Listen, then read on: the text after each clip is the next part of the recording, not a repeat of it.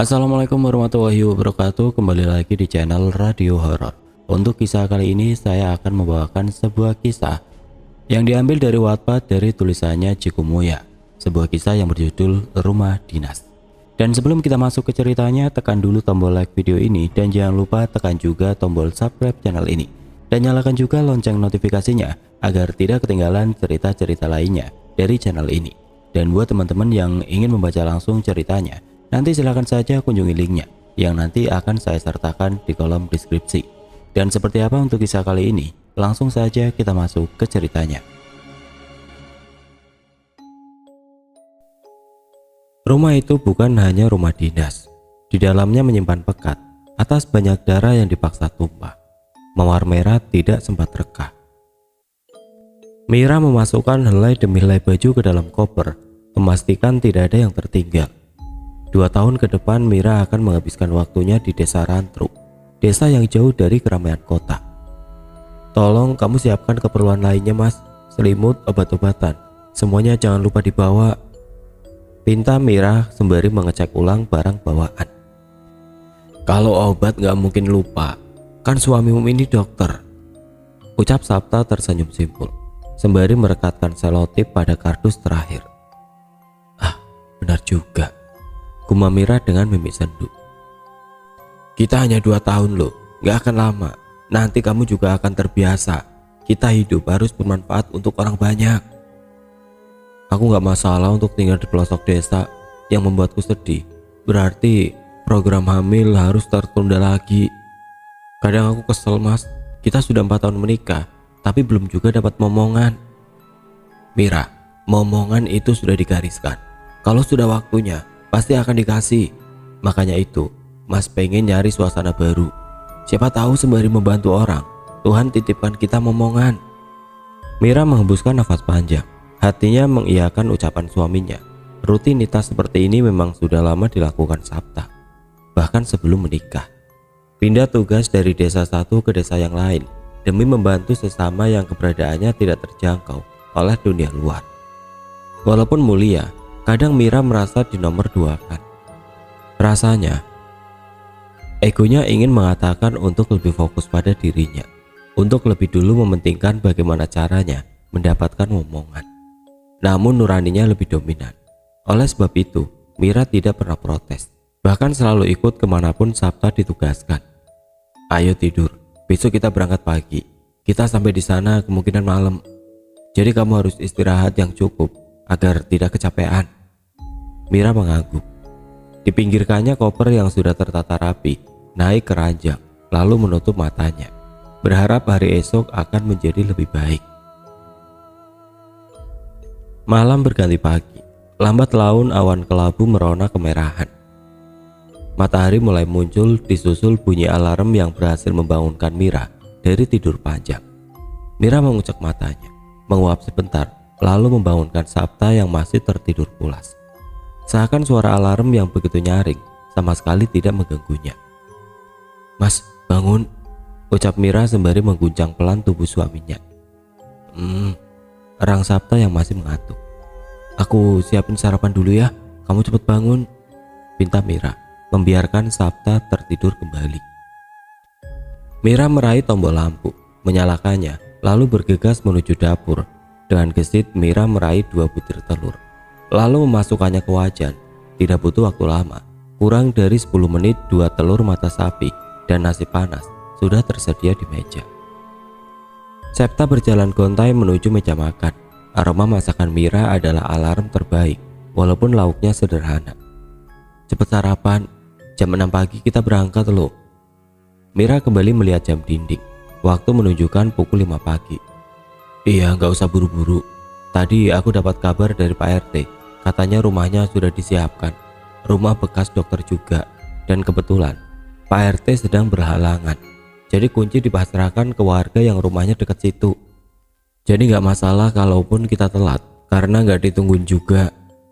Begitu ya, syukurlah. Tapi karena kita sudah terlanjur bangun, mending sesuai jadwal aja. Toh kita tinggal berangkat. Kalau kemalaman ngeri juga mas. Takut ada begal kalau jalannya sepi. Ya sudah, kalau maunya gitu, ucap Septa sembari memasukkan suapan nasi terakhir. Waktu menunjukkan pukul 6.15 saat Septa mulai melajukan mobilnya dengan kecepatan sedang. Walau masih pagi, jalan sudah dipenuhi dengan kendaraan. Bau knalpot juga membumbung, menyaru dengan udara pagi yang semestinya segar. Nanti kalau di desa gak ada bau knalpot lagi, gak ada lampu merahnya, gak ada macet, terus orangnya ramah-ramah, gumam Septa sembari melirik Mira. Iya, jawab Mira seadanya. Terus sampai sana gimana? Kan gak bisa dilewatin mobil jalannya, imbu Mira. Ini pertanyaan yang Mas tunggu-tunggu. Dari kemarin kamu masa bodoh terus sih. Iya deh, jadi gimana? Jadi nanti mobil dititipkan di rumah warga. Mas udah nyuruh Asep buat ngambil mobilnya besok. Nah, kita ke desanya naik dokar. Kamu belum pernah naik dokar kan? Jelas Septa. Belum sih, tapi kan malam Mas. Masa naik dokar? Kenapa? Takut ya? Ledek Septa melihat Burat khawatir pada wajah istrinya. Aku lebih takut sama begal Mas. Aman kok Mir. Sebenarnya Mas maunya naik motor. Tapi kalau naik motor kan kamu dibonceng orang. Ya kalau goncengnya pelan. Kalau ugal-ugalan gimana? Lebih aman naik dokar. Biar nanti barang-barangnya baru diangkut pakai motor. Ya udah kalau emang bagusnya begitu, jawab Mira. Walau khawatir, Mira tahu benar Septa pasti memikirkan yang terbaik yang bisa mereka pilih. Riuh perkotaan lambat laun digantikan hening pedesaan. Suara jangkrik samar-samar terdengar tatkala langit mulai kemerahan. Senja melukis langit dengan sempurna saat Septa menghentikan mobilnya pada warung bambu di pinggir jalan. Mau pesen apa Mbak, Mas? Tanya ibu warung saat Septa dan Mira duduk di kursi rotan. Ibu jual apa aja? Tanya Mira sembari tersenyum. Sego ampok ada, tiwul ada, botok tawon ada, soto ada, rawon ada, lalapan ayam ada. Saya pesen rawon aja satu, sama teh panasnya satu, ucap Septa. Mbaknya mau makan apa? Saya soto aja deh Bu, sama teh panas juga satu, jawab Mira. Ada tambahan?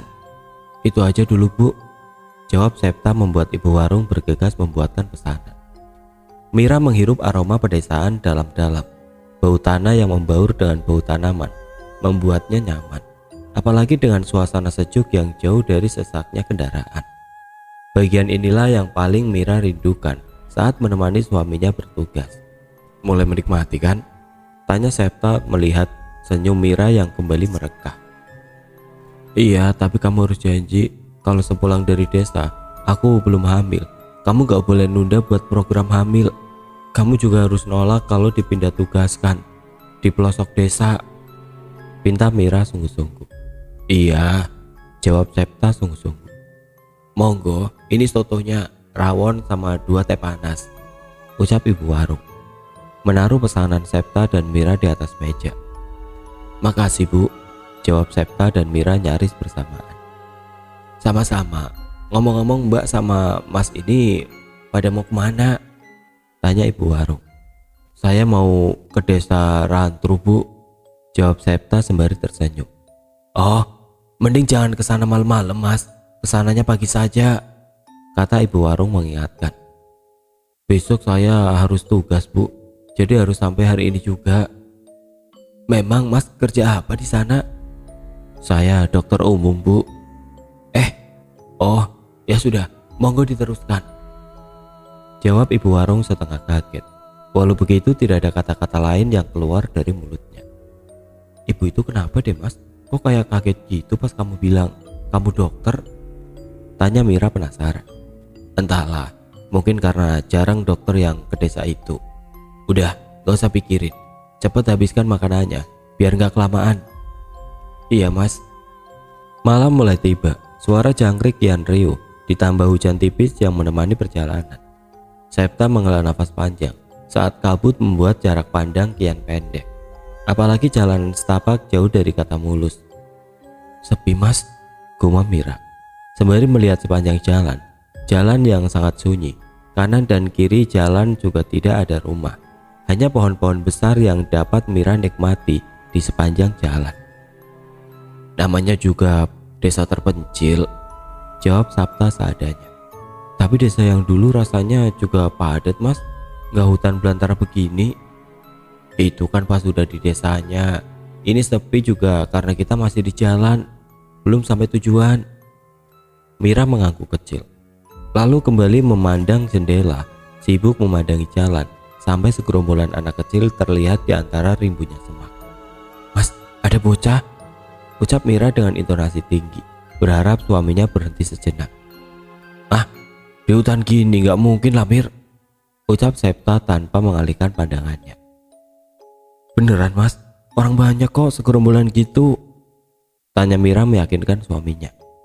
Mungkin kamu kecapean, jadi salah lihat. Gak mungkin lah ada orang tua yang ngebolehin anaknya main jam segini, apalagi ini sudah jam 9 malam. Mira menghembuskan nafas panjang. Sekali lagi dirinya melihat ke arah segerombolan anak yang tadi dirinya lihat. Segerombolan anak itu masih melihat Mira. Segerombolan anak tanpa baju yang sebagian badannya tertutup rimbunya rumput. Pukul 12 Septa sampai pada rumah yang dekat dengan tugu yang bertuliskan Desa Rantruk. Woi bang, teriak seseorang pemuda berumur 20-an. Seorang itu bernama Bowo. Perawakannya tidak terlalu tinggi, mengenakan kupluk dengan sarung yang diselempangkan di badan. Wah Bowo, ucap Septa sembari memeluk ringan. Ini istri saya, Ibu Septa sembari memegang punggung Mira. Wah Bu Mira ya? Tanya Bowo ramah, sembari mengulurkan tangan. Iya saya Mira, panggil Mbak aja, jawab Mira sembari menyambut uluran tangan Bowo. Baik Mbak, ini barang-barangnya diturunin saja, biar diangkut sama warga. Terus Mbak Mira sama Bang Septa ikut saya naik dokar. Ya udah, ayo bantuin saya nurunin barang dulu, pinta Septa sembari membuka pintu belakang mobil. Siap bang. Oh ya, Mbak Mira nunggunya di dalam rumah saja, ada Bu Nur di dalam. Ya sudah, saya masuk dulu ya, ucap Mira sebelum masuk ke dalam rumah. Suasana rumah Bu Nur sangat tradisional. Rumah yang serba kayu dengan halaman yang luas. Di dalam rumah ternyata tidak hanya Bu Nur, tapi anak-anaknya juga belum tidur, tengah mendengarkan dalang cilik yang sedang memainkan wayang kulit. Permisi, sapa Mira saat sampai di ambang pintu. Bu dokter, teriak salah satu anak. Anak manis bernama Dewi. Teriakannya membuat saudaranya yang lain ikut heboh, berlomba-lomba sampai ke ambang pintu, berebut menjabat tangan Mira. Jangan ngeribetin Bu dokter, teriak Bu Nur sembari merapikan jilbabnya. Gak apa-apa Bu, ucap Mira sembari mengelus kepala Dewi. Maaf ya Bu, anak-anak saya nakal. Ah enggak, ini semua anak Bu Nur, tanya Mira melihat 4 orang anak yang ada di hadapannya. Masuk dulu Bu dokter, ajak Bu Nur sebelum menjawab pertanyaan Mira. Mira duduk di tikar bambu, menghadap wayang yang masih tertancap pada batang pisang. Ini semua anak saya, yang paling besar namanya Dewi, yang kedua namanya Gatra, yang ketiga dan keempat namanya Antareja dan Antasena, ucap Bu Nur. Dalam hati, Mira begitu iri, untuk punya satu saja, Tuhan belum mengabulkan. Tapi begitu murahnya Tuhan kepada Bu Nur, hingga mengaruniai 4 anak sekaligus. Bu dokter jangan ngelamun, ucap Dewi sembari mengelus tangan Mira. Maaf ya jadi ngelamun, panggil Bu Mira saja ya, kan yang dokter suami ibu, jawab Mira. Iya Bu Mira, jawab anak Bu Nur serentak. Diminum tehnya Bu Mira, jadi ngerepotin Bu. Enggak, maaf ya seadanya. Ini juga sudah ngerepotin Bu, jawab Mira tidak enak hati. Nanti kalau ada apa-apa Bu Mira kesini ya. Terus kalau warga desa ngomong yang enggak usah didengerin, ucap Bu Nur mengingatkan. Belum juga Mira menjawab, Septa sudah lebih dulu mengajak Mira untuk bergegas. Bu Nur, wah makasih banyak loh, kok sampai dijamu begini istri saya? Gak apa-apa Pak Dokter, ini juga ala kadarnya. Ini semuanya sudah beres, jadi saya mau pamit dulu ya Bu, anak-anak, ucap Septa. Saya duluan ya Bu Nur, makasih sudah dijamu, ucap Mira. Hati-hati ya, ucap Bu Nur mengantar sampai ke ambang pintu. Tapi baru saja Mira keluar, Reja anak yang paling kecil menggandeng tangan Mira. "Bu, mereka ngikutin," ucap Reja. Buru-buru Bu Nur membekap mulut Reja. "Gak usah didengerin Bu Mira," ucap Bu Nur. Mira mengangguk ringan, walau pikirannya melayang, coba mengertikan apa yang dimaksud Reja. Bu Nur melambaikan tangan, melepas kepergian Septa dan Mira. Lambat laun bayangan Mira dan Septa mulai menjauh, seakan menyaru dengan pekatnya malam. "Jak, kan ibu udah bilang jangan bilang yang aneh-aneh. Kasihan Bu Mira, nanti kayak yang sudah-sudah," pesan Bu Nur. "Kasihan Bu Mira baik," jawab Reja. "Iya ibu tahu, tapi desa kita kan sudah lama tidak ada dokter. Kalau warga sakit gimana? Mau ke desa seberang, ke Bandoho. Sakit fisik nggak bisa dibawa ke dukun le. Anakku Reja, ini juga buat kalian. Lisannya dijaga, bikin Bu Mira sama Pak Dokter betah," ucap Bu Nur sebelum berlalu membawa nampan berisi teh yang masih tersisa separuh. Suasana begitu sunyi, samar-samar suara angin membelai rimbun daun kadang terdengar, atau sekedar gesekan ranting pohon yang bertautan. Yang paling nyaring adalah suara lonceng dokar dan sepatu kuda yang kadang kala menginjak bebatuan. Jalan setapak begitu sempit, jalan bebatuan dengan kebun karet di kanan kirinya, jalan yang tidak bisa dilalui oleh mobil. Mungkin karena itulah suasananya begitu sunyi. "Warga sini ramah-ramah ya Mas," ucap Mira membuka obrolan. "Iya, makanya itu, kamu pasti betah," jawab Septa sembari mengelus tangan Mira. "Tenang Mbak Mira, pasti warga akan sangat ramah. Soalnya sudah 5 tahun lamanya di desa Rantur tidak ada dokter," sahut Bowo tanpa mengalihkan pandangannya dari jalan. "Terus kalau sakit pada pergi kemana Wo?" tanya Mira penasaran. "Biasanya kita pakai obat-obatan tradisional Mbak, atau kadang kita ke desa seberang.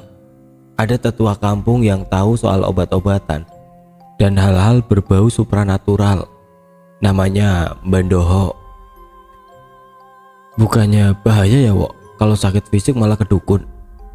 Mira seakan tidak setuju. "Namanya juga kampung Mbak Mira. Kalau nggak percaya ke dukun, mau percaya ke siapa? Dulu juga di desa seberang sempat ada bidan, ahli gizi dan perawat. Hanya saja mereka nggak selamat. Entah apa yang mereka perbuat. Perawatnya jatuh ke jurang waktu perjalanan. Ahli gizi juga ditemukan sama warga dalam keadaan bisu. Dan yang satu lagi hilang dan belum ketemu sampai sekarang," terang Bowo panjang lebar. "Udah Wo, jangan dilanjutkan. Nanti istri saya malah nggak tenang," ucap Septa mengingatkan. "Waduh, maaf loh Mbak Mira, tapi tenang. Itu cerita dari desa Rawatelu, desa seberang, bukan desa Rantru," jelas Bowo gelagapan. "Nggak apa-apa kok Wo, kan saya tadi yang penasaran," jawab Mira ringan. Jawaban Mira memotong pembicaraan, membawa kembali sunyi yang panjang. Semua seakan sibuk dengan pikiran masing-masing, sampai tidak terasa Dokar berhenti pada rumah kayu yang cukup bagus jika dibandingkan rumah warga yang lain. "Sudah sampai Mbak Mira dan Bang Septa. Ini kunci yang dititipkan Pak RT. Semua sudah disediakan, dari kasur sampai perabotan ala kadarnya. Semoga betah ya Mbak Mira dan Bang Septa. Kami mohon pamit, besok kita ketemu lagi buat penyuluhan," ucap Bowo berpamitan. "Ah, makasih banyak ya Wo, dan bapak-bapak yang sudah bersedia mengangkut barang-barang saya. Pokoknya saya sangat berterima kasih. Dan lagi, kalau ada yang perlu saya bantu, bisa ketuk rumah ini," ucap Septa ramah. Semuanya mengangguk, sembari tersenyum ramah. Setelahnya, mereka mulai beranjak pergi menyisakan Septa dan Mira yang masih terdiam di depan rumah kayu. Yang di depannya terdapat papan Dr. Septa Kusuma. Rumah itu melebar, seperti persegi panjang. Halamannya luas, dengan pohon mangga berukuran besar yang masih berdiri kokoh. Di samping dan kanan rumah tidak ada tetangga. Keadaan rumah dihimpit kebun kopi yang tengah berbunga, membuat aroma wangi menyeruak, menggelitik hidung. "Nggak ada tetangga Mas," gumam Mira melihat sekitar. "Ada kok, cuma kan memang diselingi kebun kopi. Jadi jarak rumah satu sama rumah yang lainnya lumayan jauh," jawab Septa sembari mengelus kepala Mira, mencoba menenangkan. "Ya udah kalau gitu masuk aja ya, di luar dingin," ucap Mira merekatkan jaketnya. Ya sudah, ayo, jawab Septa merangkul Mira untuk masuk ke rumah, melewati sosok yang tengah menatap keduanya dengan tatapan tajam. Septa mengetuk pelan pintu yang terbuat dari kayu jati dengan ukiran yang dibuat begitu indah. Tidak ada siapapun di dalam rumah, hanya kebiasaan lama Septa setiap berkunjung ke rumah dinas yang akan dirinya tinggali. Mir, kamu tahu bentuk apa pintu ini? Tanya Septa memandangi pintu kayu yang baru saja dirinya ketuk. Oh enggak mas, hanya pintu dengan bentuk separuh oval dengan ukiran kayu yang indah, jawab Mira seadanya. Pintu ini bentuknya vagina, Mir. Orang Jawa selalu detail jika membuat sesuatu, termasuk pintu ini. Oh iya? Kenapa dibuat seperti itu? Tanya Mira bingung. Karena perempuan itu tempat pulang, bukan rumah namanya jika tidak ada perempuan di dalamnya. Dan lagi, kita keluar dari sini dan pulang dalam pelukan perempuan juga. Indah kan? Pintu ini melambangkan kasih ibu, terang Septa sembari tersenyum. Indah mas, gumam Mira sembari mengamati ulang pintu jati yang terpampang indah di hadapannya. Banyak hal lain yang lebih indah, kamu bisa belajar banyak hal dari sini, ucap Septa sembari memasukkan kunci ke dalam pintu. Mira mengangguk sembari tersenyum tipis. Septa mendorong gagang pintu, membukanya lebar-lebar, lalu masuk ke dalam rumah dan menutup pintu itu rapat-rapat. Mira mengamati rumah yang akan dirinya tempati 2 tahun yang akan datang. Kesan pertama adalah rumah yang cukup lenggang, tidak banyak sekat. Ruang tamu langsung terlihat saat pintu terbuka. Lantainya keramik putih polos dengan segala ornamen didominasi oleh kayu. Di samping ruang tamu ada ruangan kerja, sepertinya begitu. Melihat meja belajar yang di sampingnya terdapat lemari tua. Tidak hanya itu, ada satu kursi goyang yang letaknya menghadap pintu. Di belakang ruang tamu terdapat kamar tidur yang di dalamnya terdapat lemari dan ranjang besi yang dilengkapi oleh kelambu nyamuk. Warnanya serba putih, mengingatkan Mira pada ranjang rumah sakit tempo dulu. Sisa ruangan terakhir di depan kamar. Ruangan itu adalah dapur dan meja makan yang hanya bisa dipakai oleh 2 orang. Melihat hanya ada 1 meja kecil dan 2 kursi. Kamar mandinya di mana mas? Tanya Mira kebingungan. Mungkin di luar, ucap Septa meraih gagang pintu belakang. Loh, nggak jadi 1? Nyatanya kan nggak ada di rumah. Iya sih, ya udah, ayo coba kita lihat, ajak Mira sembari mengekor di belakang Septa. Suasana belakang rumah sangat luas, tanpa adanya penerangan. Yang terlihat hanyalah beberapa pohon pisang dan juga pohon salak. Ih, serem mas, gumam Mira merinding. Kan sama emas, itu kamar mandinya di ujung, ucap Septa sembari menunjuk bilik kecil yang tertutup pohon pisang. Ya ampun, kenapa sih bikin kamar mandinya jauh banget? Ya mungkin biar sekalian ngeliat kebun, jawab Septa ngasal. Mau pipis sekalian gak? Biar nanti tidurnya gak kebangun, imbu Septa. Ya udah deh, mumpung ada temennya, jawab Mira yang kebetulan ingin pipis. Ya udah, ayo ditemenin. Septa berjalan lebih dulu, mengarahkan lampu HP ke jalan kecil yang terbuat dari susunan batu. Hati-hati, licin. Ini kayaknya gak pernah dilewatin orang, lumutan gini, ucap Septa. Kan tadi Bowo bilang, terakhir ada dokter sekitar 5 tahun yang lalu. Jadi ya mungkin selama itu nggak ada orang yang tinggal di sini. Ya juga. Ya udah buruan masuk, mas tunggu di depan pintu, suruh Septa saat sampai di depan bilik bambu yang terlihat baru. Mungkin kamar mandinya sudah diperbaiki, tapi jalannya tidak. Mira masuk ke bilik bambu, menyalakan lampu berwarna oranye redup, lalu bergegas pipis. Setelah beberapa saat, Mira meraih gayung di dalam gentong air yang terbuat dari tempurung kelapa. Mira menghentikan aktivitasnya, mencoba memekakan telinga. Suara bayi, gumam Mira pada diri sendiri. Suara itu kian kencang, seperti tepat di sebelah telinga Mira. Mas, teriak Mira sembari membuka pintu, namun nihil, pintunya terkunci. Mira terlihat frustasi, gedoran demi gedoran pintu tidak terdengar, seakan sumbang. Mira merintih saat sesuatu yang kental dan anyir mengalir melalui selangkangannya. Mas, buka mas, rintih Mira kesal. Tidak lama pintu terbuka dari luar. Septa melotot tatkala melihat istrinya yang menangis sesegukan. Kamu kenapa, Mir? Tanya Septa kebingungan. Mas, kakiku berdarah, Mas. Isak Mira lemas, wajahnya pucat pasi, seluruh badannya bergetar. Septa mengarahkan senter ke kaki Mira. Kakinya bersih, tidak ada darah sedikit pun, membuat Septa kebingungan. Udah, ayo masuk dulu saja, ajak Septa sembari merangkul Mira. Mira berjalan dengan tertatih, badannya tidak sakit sama sekali. Hanya bergetar hebat karena efek dari rasa takut yang dia rasakan. Sesampainya di kamar, Septa mendudukkan Mira. Sekali lagi diperiksanya kaki istrinya. Tidak ada apapun, hanya sedikit lumpur dan potongan rambut yang menempel pada kakinya saat melewati jalan ke kamar mandi. Kakimu gak berdarah, Mir? Utuh, gak ada luka sama sekali, ucap Septa. Aku gak suka rumah ini, Mas, takut. Isak Mira kembali teringat kejadian barusan. Kamu hanya kecapean, istirahat aja ya. Kan Mas di sini nemenin kamu. Mira mengangguk. Dirinya memang terlampau lelah. Kejadian barusan membuat rasa penatnya menjadi 2 kali lipat. Besok kamu gak usah ikut Mas ke balai desa. Di sini saja ya, istirahat, ucap Septa sembari menyelimuti istrinya. Aku gak mau ditinggal, tolak Mira masih dengan suara seraknya. Tenang, besok ada Mbok Sinem yang bakal nemenin kamu. Jadi kalau Mas ke balai desa atau puskesmas, kamu ada temennya. Mbok Sinem bakal di sini sampai Mas pulang. Mira tidak menjawab, namun hatinya sudah merasa lebih tenang. Lambat laun matanya mulai berat, hingga akhirnya Mira tertidur pulas. Suara gaduh dari arah dapur membangunkan Mira. Matanya menyipit kala sinar matahari masuk lewat celah jendela yang masih tertutup. Mira beranjak dari ranjang. Lehernya sakit, sama dengan apa yang dirasakan badannya. Sepertinya tidur saja badannya harus membiasakan diri dengan kasur yang keras dan bantal setipis papan kayu. Di luar kamar terlihat seseorang berusia 50-an yang tengah memotong sayur.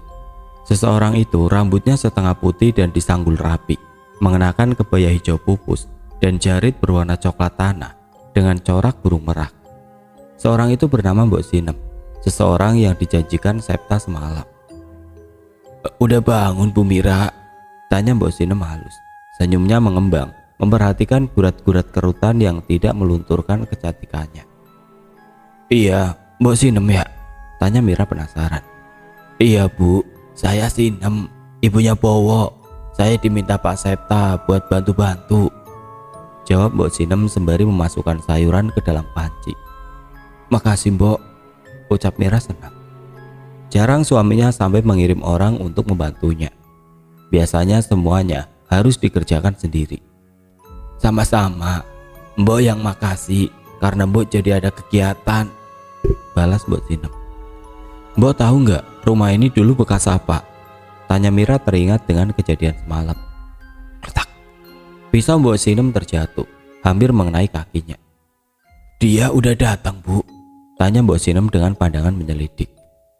Dia siapa Mbok? Tanya Mira tegang melihat ekspresi Mbok Sinem. Seakan menyadari sesuatu, Mbok Sinem menggelengkan kepalanya pelan. Senyum mengembang pada bibirnya, seakan sesuatu yang membuatnya kaget tidak pernah ada. Bukan siapa-siapa. Dulu di sini bekas dokter juga, dokter kandungan. Hanya saja orangnya nggak betah dan pergi dari desa ini, jawab Mbok Sinem tanpa memandang wajah Mira. Mending Bu Mira mandi saja, habis itu sarapan. Sebentar lagi makanannya siap, imbu Mbok Sinem sembari menyiapkan piring. Angin berhembus pelan, membelai badan Septa yang tengah beradaptasi dengan rasa dingin.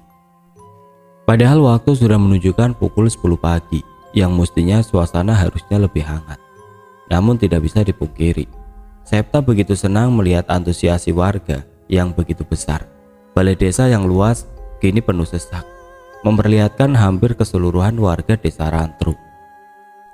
Jadi Bapak dan Ibu, ini adalah Dokter Septa yang jauh-jauh dari kota untuk melayani warga desa Rantruk. Beliau ini dokter umum.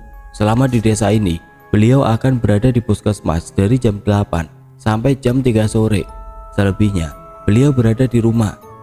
Jadi untuk Bapak dan Ibu yang memiliki keluhan, monggo jangan sungkan-sungkan datang berobat ke Dokter Septa, jelas Pak Dharma selaku RT di desa Rantruk. Warga mengangguk dengan senyum mereka menyambut hangat kedatangan Dokter Septa. Pertama-tama saya sungguh sangat-sangat berterima kasih atas antusias Bapak dan Ibu yang begitu besar. Saya di Desa Rantrum mengabdikan diri selama 2 tahun lamanya untuk membantu warga mendapatkan tindakan medis yang sesuai dengan keluhan. Jadi jangan sungkan-sungkan ya Bu, Pak, untuk berkunjung ke puskesmas jika ada keluhan atau sesuatu yang ingin ditanyakan, ucap Septa hangat. Sekali lagi warga mengangguk, masih antusias mendengarkan penyuluhan yang Septa berikan. Bahkan saat membuka sesi pertanyaan pun, banyak yang antusias bertanya. Namun saat sibuk menjawab pertanyaan warga, seseorang mencuri perhatian Septa. Seseorang itu adalah perempuan berambut gimbal, mengenakan kebaya berwarna merah kumal. Jarit seutas lutut berwarna putih bermotifkan bunga yang hampir tidak terlihat saking kotornya. Dan bertelanjang kaki memperlihatkan goresan-goresan luka yang mulai bernanah. Ibu yang di sana perlu bantuan? Tanya Septa berjalan mendekati perempuan bernama Mega. Membuat seluruh mata tertuju pada sosok perempuan yang sudah lama diasingkan. Pembunuh, pembunuh! Teriak Mega saat Septa sudah berada tepat di hadapannya. Tatapan Mega terlihat nyalang, penuh dengan amarah. Tenang, saya mau bantu, ucap Septa lembut, mencoba menenangkan. Namun Mega malah semakin mendekat. Dengan sigap Bowo yang dari tadi di dekat Septa membekap tubuh Mega yang terlihat ringkih. Tidak butuh banyak, 1 orang saja cukup untuk menghentikan langkahnya untuk mendekati Septa. Wah, tolong jangan kasar-kasar ya, pinta Septa. Tenang bang, ini memang gila, kalau nggak dipegangin takutnya bikin onar, jawab Bowo dengan masih memegangi Mega. Ya sudah, ucap Septa membungkuk, meraih sapu tangan di sakunya, lalu membersihkan luka pada kaki Mega yang tidak terawat. Pak, tolong ambilkan tas kecil saya, pinta Septa kepada Pak Darman yang dengan sigap mengambil tas kecil berwarna hitam milik Septa. Kembalikan anakku, rintih Mega. Aduh Bu, anaknya ibu itu sudah meninggal, jawab Bowo prihatin. Bohong, bohong, teriak Mega tidak terkendali sampai menumpahkan alkohol yang akan digunakan untuk menyeka lukanya. Udah Pak Dokter, jangan diobatin, ini orang harusnya dipasung saja. Dasar gila, ucap Dharma kesal. Bapak-bapak, tolong bantu saya memegang ibu ini. Tolong jangan kasar, pinta Septa tanpa mengindahkan kata-kata Darman. Septa kembali mengambil alkohol yang tadi sempat terpelanting. Saat Mega sudah dipegangi, barulah Septa menyeka luka itu menggunakan alkohol. Bu, selain luka di kakimu, luka di hatimu juga harus diseka, dibersihkan, dan dirawat. Seperti alkohol yang menempel pada luka di kakimu. Itu memang sangat menyakitkan, tapi harus dilakukan agar luka di hatimu tidak bernanah. Kehilangan seseorang yang dicintai memang berat. Maka dari itulah, kerelaan harus disegerakan agar sedihmu tidak berlarut-larut, ucap Septa sembari membalutkan perban pada kaki Mega. Tidak hanya itu, Septa juga memberikan sepasang sendalnya agar Mega tidak bertelanjang kaki. Membuat Mega terdiam beberapa saat sebelum akhirnya menangis meraung-raung. Tidak apa menangis, air mata membasuh luka. Setelah selesai menangis, cobalah untuk bahagia, ucap Septa sembari menepuk pelan punggung Mega. Pak, Bu, jika ada saudara kita yang terkurung dalam kesedihan, jangan dikucilkan, karena obat yang bisa kita beri adalah penerimaan.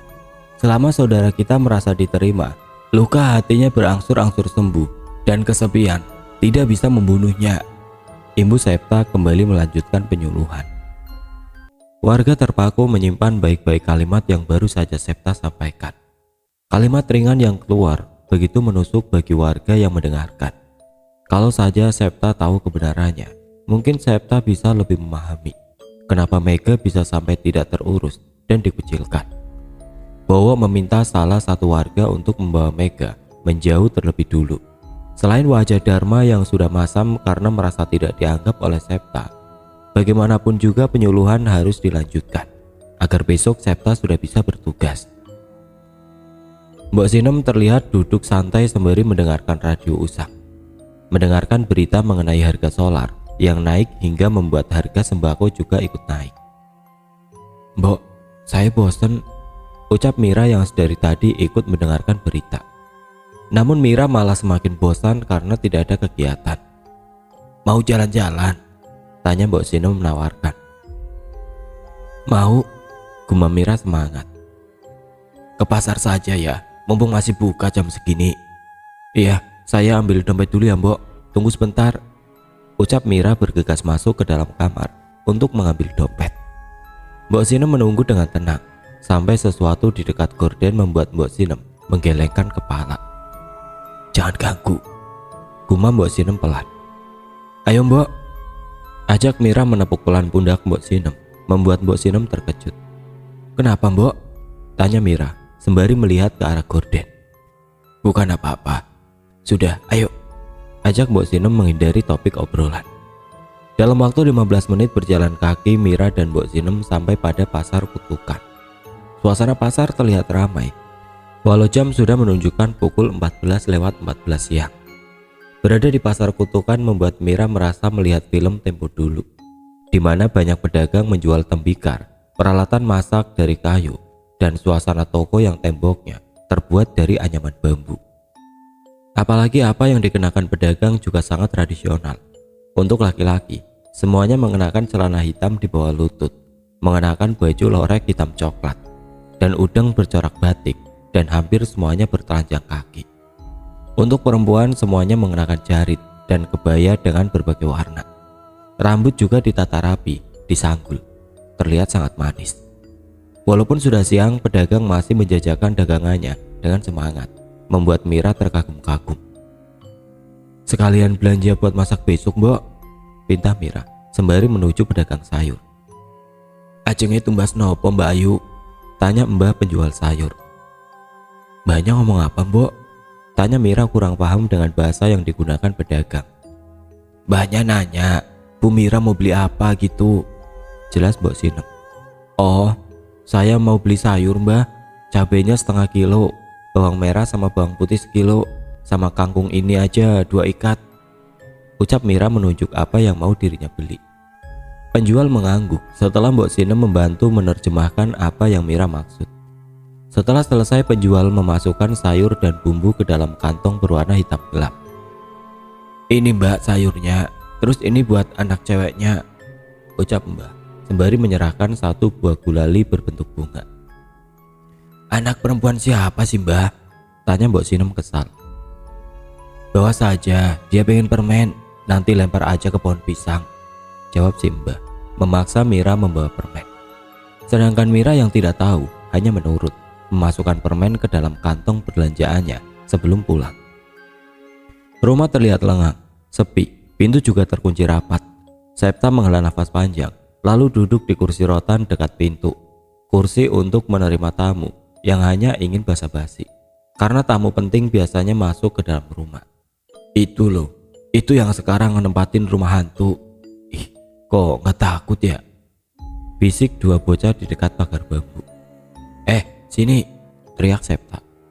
Dua anak itu memandang Septa dengan ragu, tapi enggan untuk masuk ke rumah. Menginjakan kaki di halaman saja tidak mau, hanya mematung di pinggir jalan. Septa mendekat setelah mengambil segenggam dodol dari dalam tasnya. Dipanggil kok nggak mau mampir? Tanya Septa menepuk pundak Adi, anak berperawakan kurus dengan rambut pelontos yang kini tersenyum lebar. Nggak apa-apa Pak Dokter. Adi nampak berpikir, mencari alasan tepat agar bisa segera pulang. Gumam Ado yang kesal karena sepupunya tidak kunjung memberi jawaban yang jelas. Ado yang berperawakan gembul dengan rambut belah tengah menarik kaos Adi agar segera pergi dari rumah itu. Anunya siapa? Tanya Septa gemas, melihat gigi kelinci Adi yang sedari tadi eksis. Anunya saya Pak Dokter, saya disuruh ibu ke warung beli gula. Saya duluan ya Pak, ucap Adi gelagapan, membuat Septa tergigit gemas melihat tingkah laku Adi. Ya udah, ini buat bekal, ucap Septa memberikan segenggam dodol pada Adi. Loh, buat saya mana Pak Dokter? Tanya Ado memelas, tergoda dengan dodol yang dibawa Adi. Dibagi 2, yang rata lo baginya, harus adil, ucap Septa mengelus kepala Adi dan Ado sebelum keduanya berlalu. "Loh, Mas, kok sudah pulang? Aku kira sore baru pulang," ucap Mira berlari kecil ke arah suaminya. "Tadi kan hanya penyuluhan, jadi gak terlalu sore pulangnya. Lagi pula gak ada yang mesti dirawat juga," jawab Septa sembari mengelus kepala Mira. "Makasih ya Mbok, sudah bawa Mira jalan-jalan," ibu Septa setelah mencium tangan Mbok Sinem. "Sama-sama, karena Pak Septa sudah pulang, saya mau pamit juga kalau begitu," pamit Mbok Sinem setelah memberikan belanjaan pada Mira. "Ya sudah, hati-hati ya Mbok, besok kesini lagi ya, soalnya besok saya sudah mulai tugas," pinta Septa sebelum Mbok Sinem berlalu. "Iya Pak dan Bu Mira, itu permennya tolong ditaruh di bawah pohon pisang ya, yang dekat dengan kamar mandi," ucap Mbok Sinem mengingatkan. Mira hanya mengangguk, membiarkan Mbok Sinem pulang. "Aneh deh Mas, masa permen gulalinya disuruh buang ke pohon pisang? Mending aku makan lah, sayang kalau dibuang." Mira mengeluarkan permen berbentuk bunga yang tadi diberi oleh pedagang sayur. "Ya sudah, tapi makannya di dalam saja ya, Mas sudah lapar. Tadi pas diajak makan-makan sama Pak RT, Mas nolak karena mau pulang cepat. Takut kamu bosan, pas sampai rumah malah kamu lagi jalan-jalan. Ternyata kamu adaptasinya cepat," gumam Septa sembari masuk ke dalam rumah.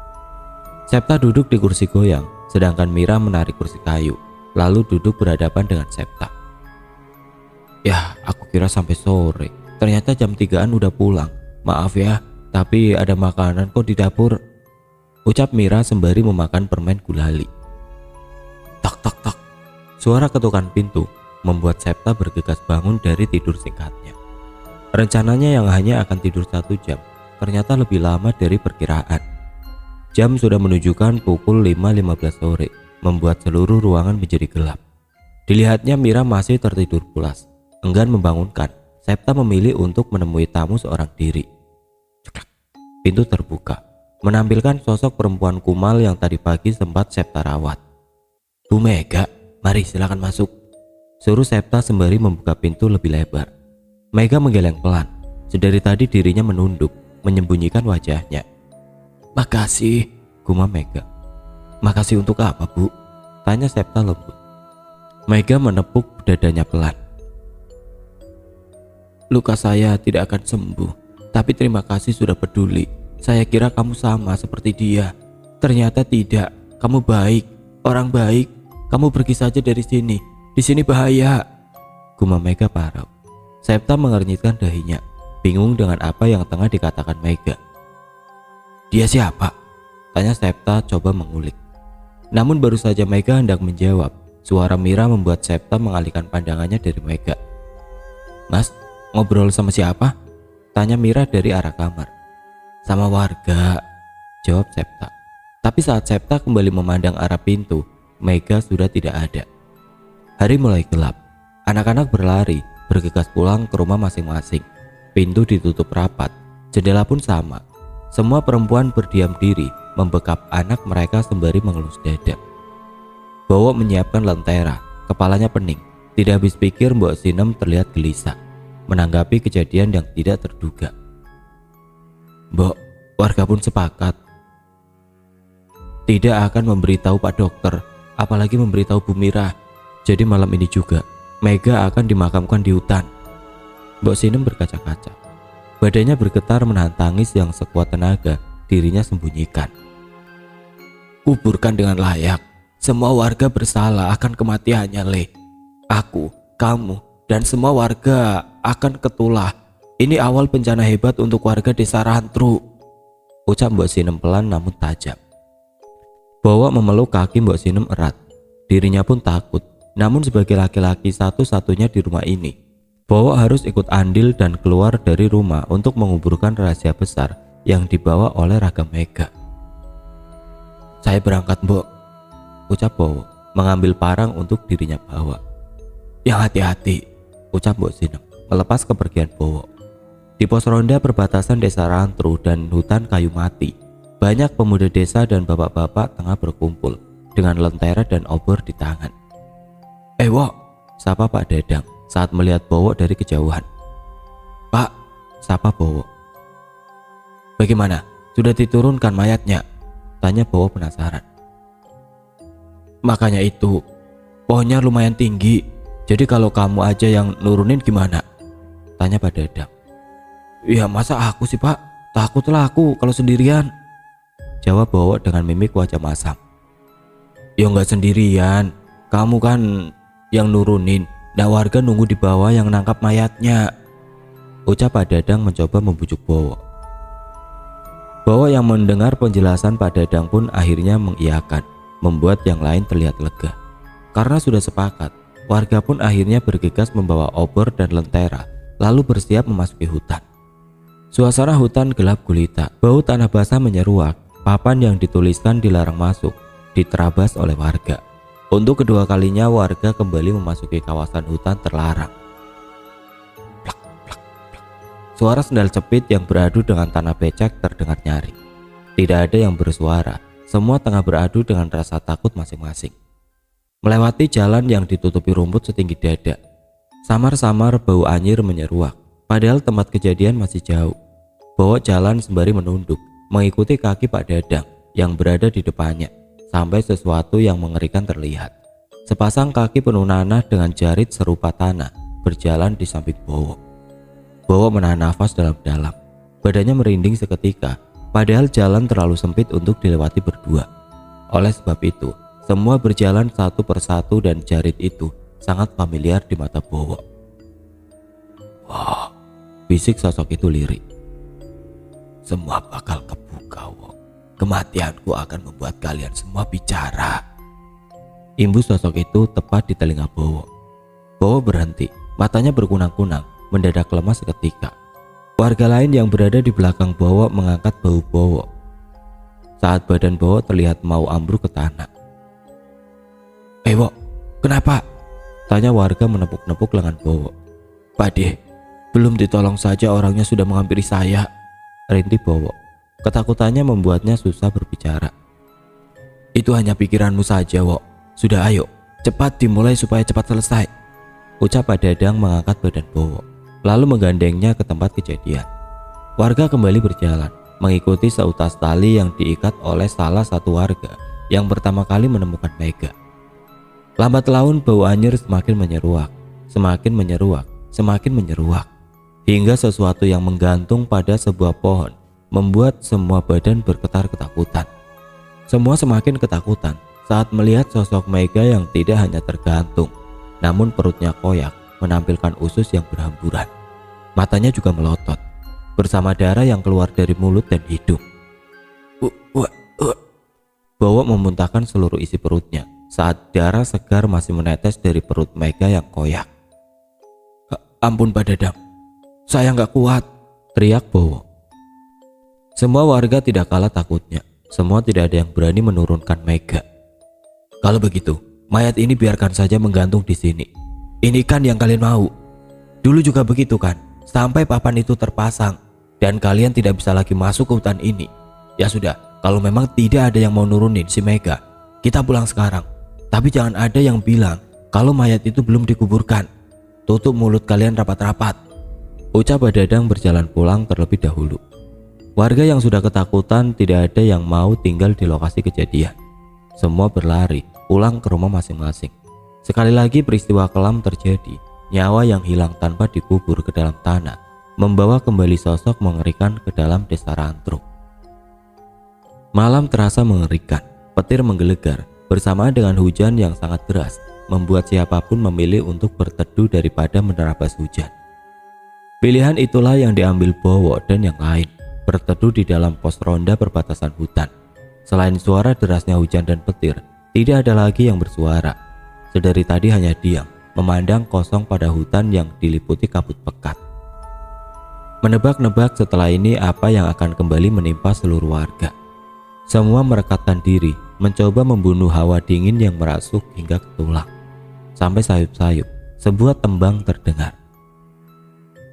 Tembang itu terdengar samar, walau setelahnya tembang itu terdengar lebih jelas, bersamaan dengan sosok yang keluar dari hutan.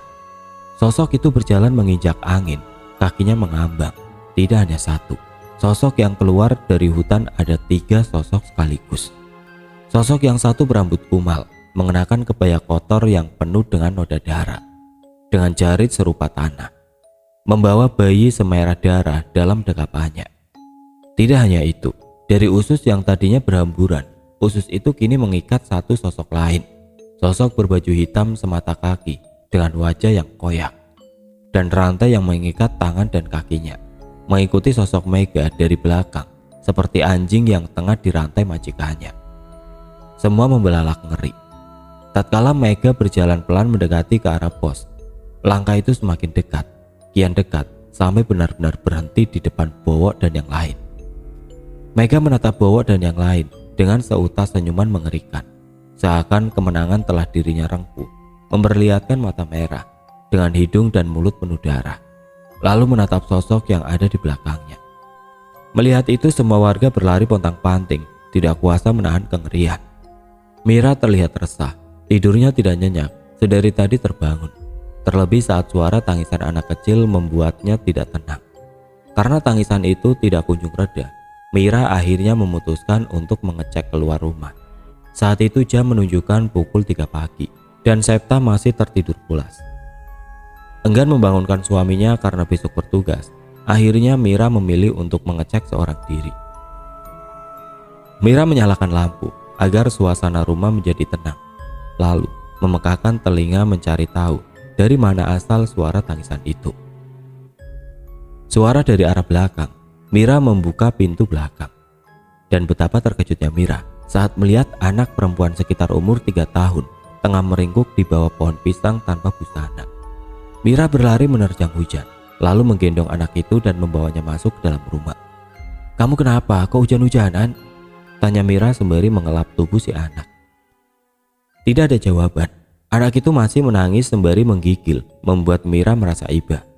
"Sebentar, aku ambilkan baju ya," ucap Mira, kembali masuk ke dalam kamar, mencari baju berukuran kecil miliknya, lalu keluar menemui si anak. "Pakai ini ya, biar hangat," ucap Mira memakaikan jaket yang terlihat kebesaran. Anak itu menyentuh jaket berwarna biru yang menempel pada tubuhnya. Tangisnya berhenti, memeluk erat jaket itu, lalu tersenyum pada Mira. "Bagus," ucapnya terbata. "Tapi mana permenku?" tanya anak itu sembari menatap Mira dalam. Mira terlihat bingung menanggapi pertanyaan anak kecil yang ada di hadapannya. "Kamu mau permen? Tante gak punya," ucap Mira. "Besok tante kasih ya, sekarang kamu tidur di sini saja," pinta Mira. "Di sini kan rumah aku," ucap anak itu dengan tatapan tajam. "Aku mau permennya," imbu anak itu. Mira mengerutkan keningnya. Setiap kata-kata yang keluar dari mulut anak itu membuat Mira bingung. "Mir," panggil Septa dari dalam kamar. "Iya," jawab Mira. Sebentar ya, jangan kemana-mana," pinta Mira pada anak itu.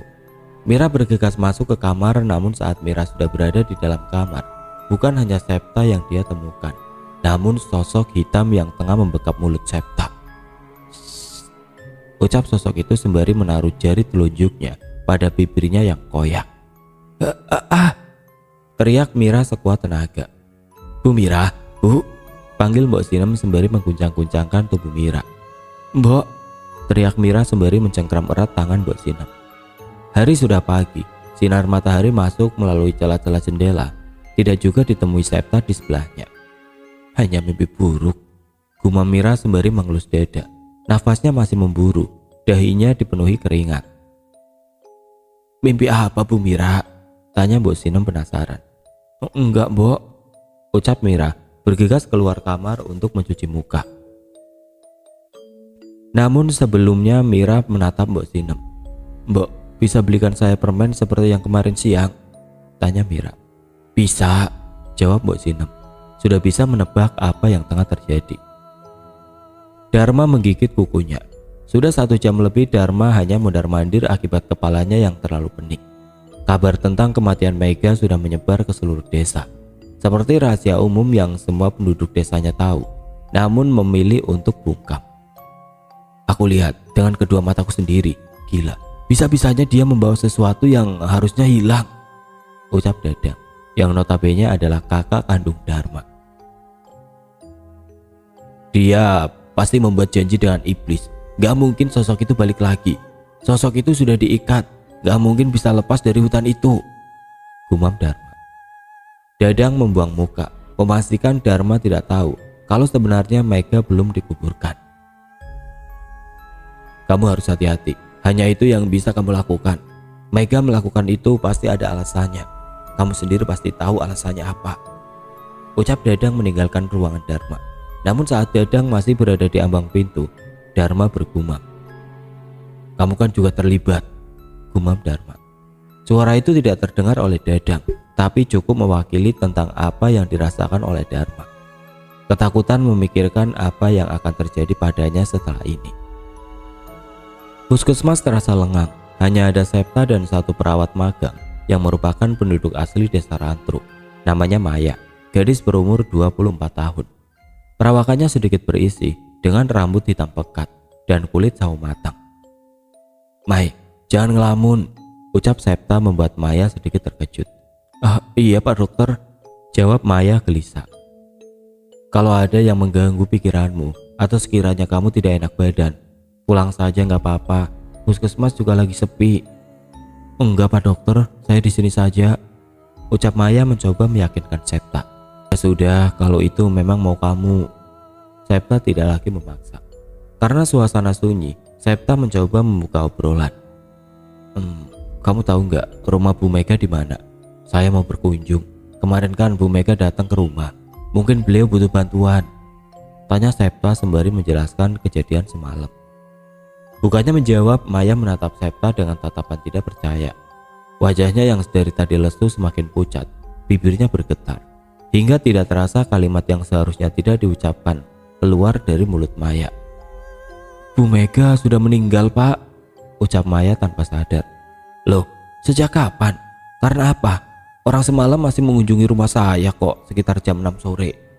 Balas Septa tidak percaya. Maya membekap mulutnya tanpa sadar, lalu menggelengkan kepalanya. Kenapa? Apa yang terjadi dengan beliau? Tanya Septa semakin mendesak Maya. Enggak Pak, saya salah ngomong, ucap Maya nyaris menangis. Kalau gitu coba nanti saya tanya sama Pak Dharma, ucap Septa. Enggan membuat anak orang menangis. Tapi bukannya membaik, Maya malah semakin ketakutan. Bahkan Maya sampai sujud di kaki Septa. Jangan Pak Dokter, jangan.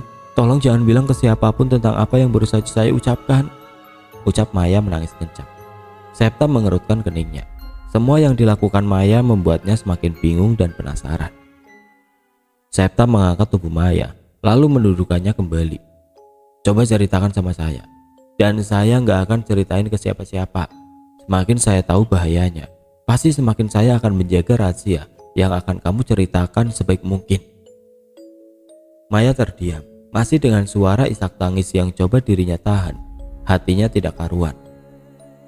Detak jantungnya pun berdetak hebat hingga meninggalkan ngilu yang memaksanya terus menangis ketakutan. Saya akan jaga rahasia ini, gumam Septa sembari menggenggam tangan Maya dengan lembut. Maya menatap Septa lekat-lekat. Dirinya tidak punya pilihan lain selain mengatakan sebagian kecil rahasia desa Rantruk. Memang benar, Mega sudah meninggal, tepatnya setelah dia menemui Pak Dokter, ucap Maya sangat pelan, nyaris tidak terdengar. Apa penyebab kematiannya? Tanya Septa sama pelannya. Gantung diri, tetua desa yang tengah mengirim sajen pada Wireng menemukannya tergantung pada pohon beringin di tengah hutan larangan. Kenapa bisa? Tanya Septa tidak percaya, mengetahui sosok yang menemuinya semalam bukan lagi seorang manusia. Maya menggeleng pelan, tidak mau memberitahu lebih lanjut mengenai alasan hal itu bisa terjadi. Saya juga tidak tahu, jawab Maya menunduk, enggan beradu tatap dengan Septa. Langit nampak biru, tidak ada awan sama sekali, namun hawa siang yang terik tidak memperlambat perjalanan Mbok Sina menuju rumah. Di bawahnya anting yang berisi beberapa belanjaan dan buah biji permen gulali berbentuk bunga. Hatinya gelisah, semenjak kedatangan Septa, banyak hal ganjil yang menyeruak, mencoba keluar dari lubang gelap yang dari dulu ditutup rapat. Terlebih saat menyebarnya kabar tentang kematian Mega yang merubah banyak hal, seakan memperjelas hal buruk yang akan terjadi. Hutan kayu mati yang tadinya damai kini kembali dipasang papan yang bertuliskan dilarang masuk. Padahal papan yang dulu terpasang sudah lapuk dan beberapa warga mulai berani mengambil kayu kering di pinggiran hutan.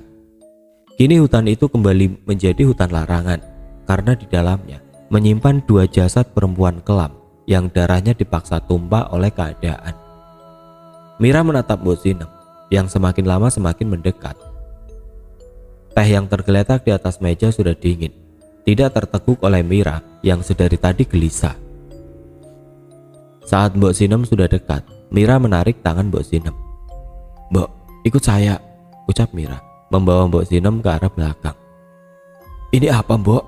tanya Mira menunjuk ke bawah pohon pisang. Mbok Sinem mengernyitkan dahinya, bingung dengan apa yang ditunjuk Mira. "Jaket, Bu," jawab Mbok Sinem, melihat jaket tergeletak di bawah pohon pisang. "Saya tahu itu jaket saya.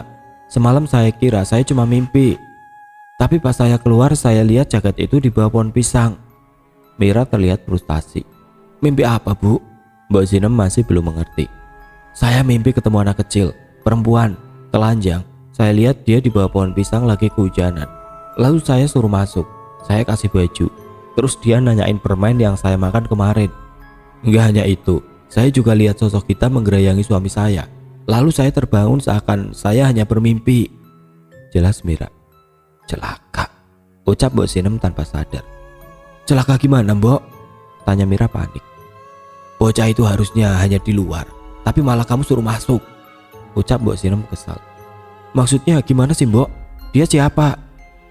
"Bocah itu gak hanya satu berhasil masuk, semua juga bebas masuk. Sosok yang hitam itu Wireng, si pembawa petaka," ucap Mbok Sinem dengan mata melotot. Mira tidak kalah kagetnya. "Ya makanya jelaskan dong, Mbok. Dia siapa? Wireng siapa?" teriak Mira tidak terkendali. Mbok Sinem menjauh, mulutnya gelagapan, bahasa tubuhnya menunjukkan ketakutan yang luar biasa. Maaf, Mbok sudah gak bisa kerja sama Bu Mira. Ini bahaya," ucap Mbok Sinem memilih untuk pergi dari hadapan Mira. "Loh, Mbok, jelaskan dulu," ucap Mira, mencoba menahan kepergian Mbok Sinem.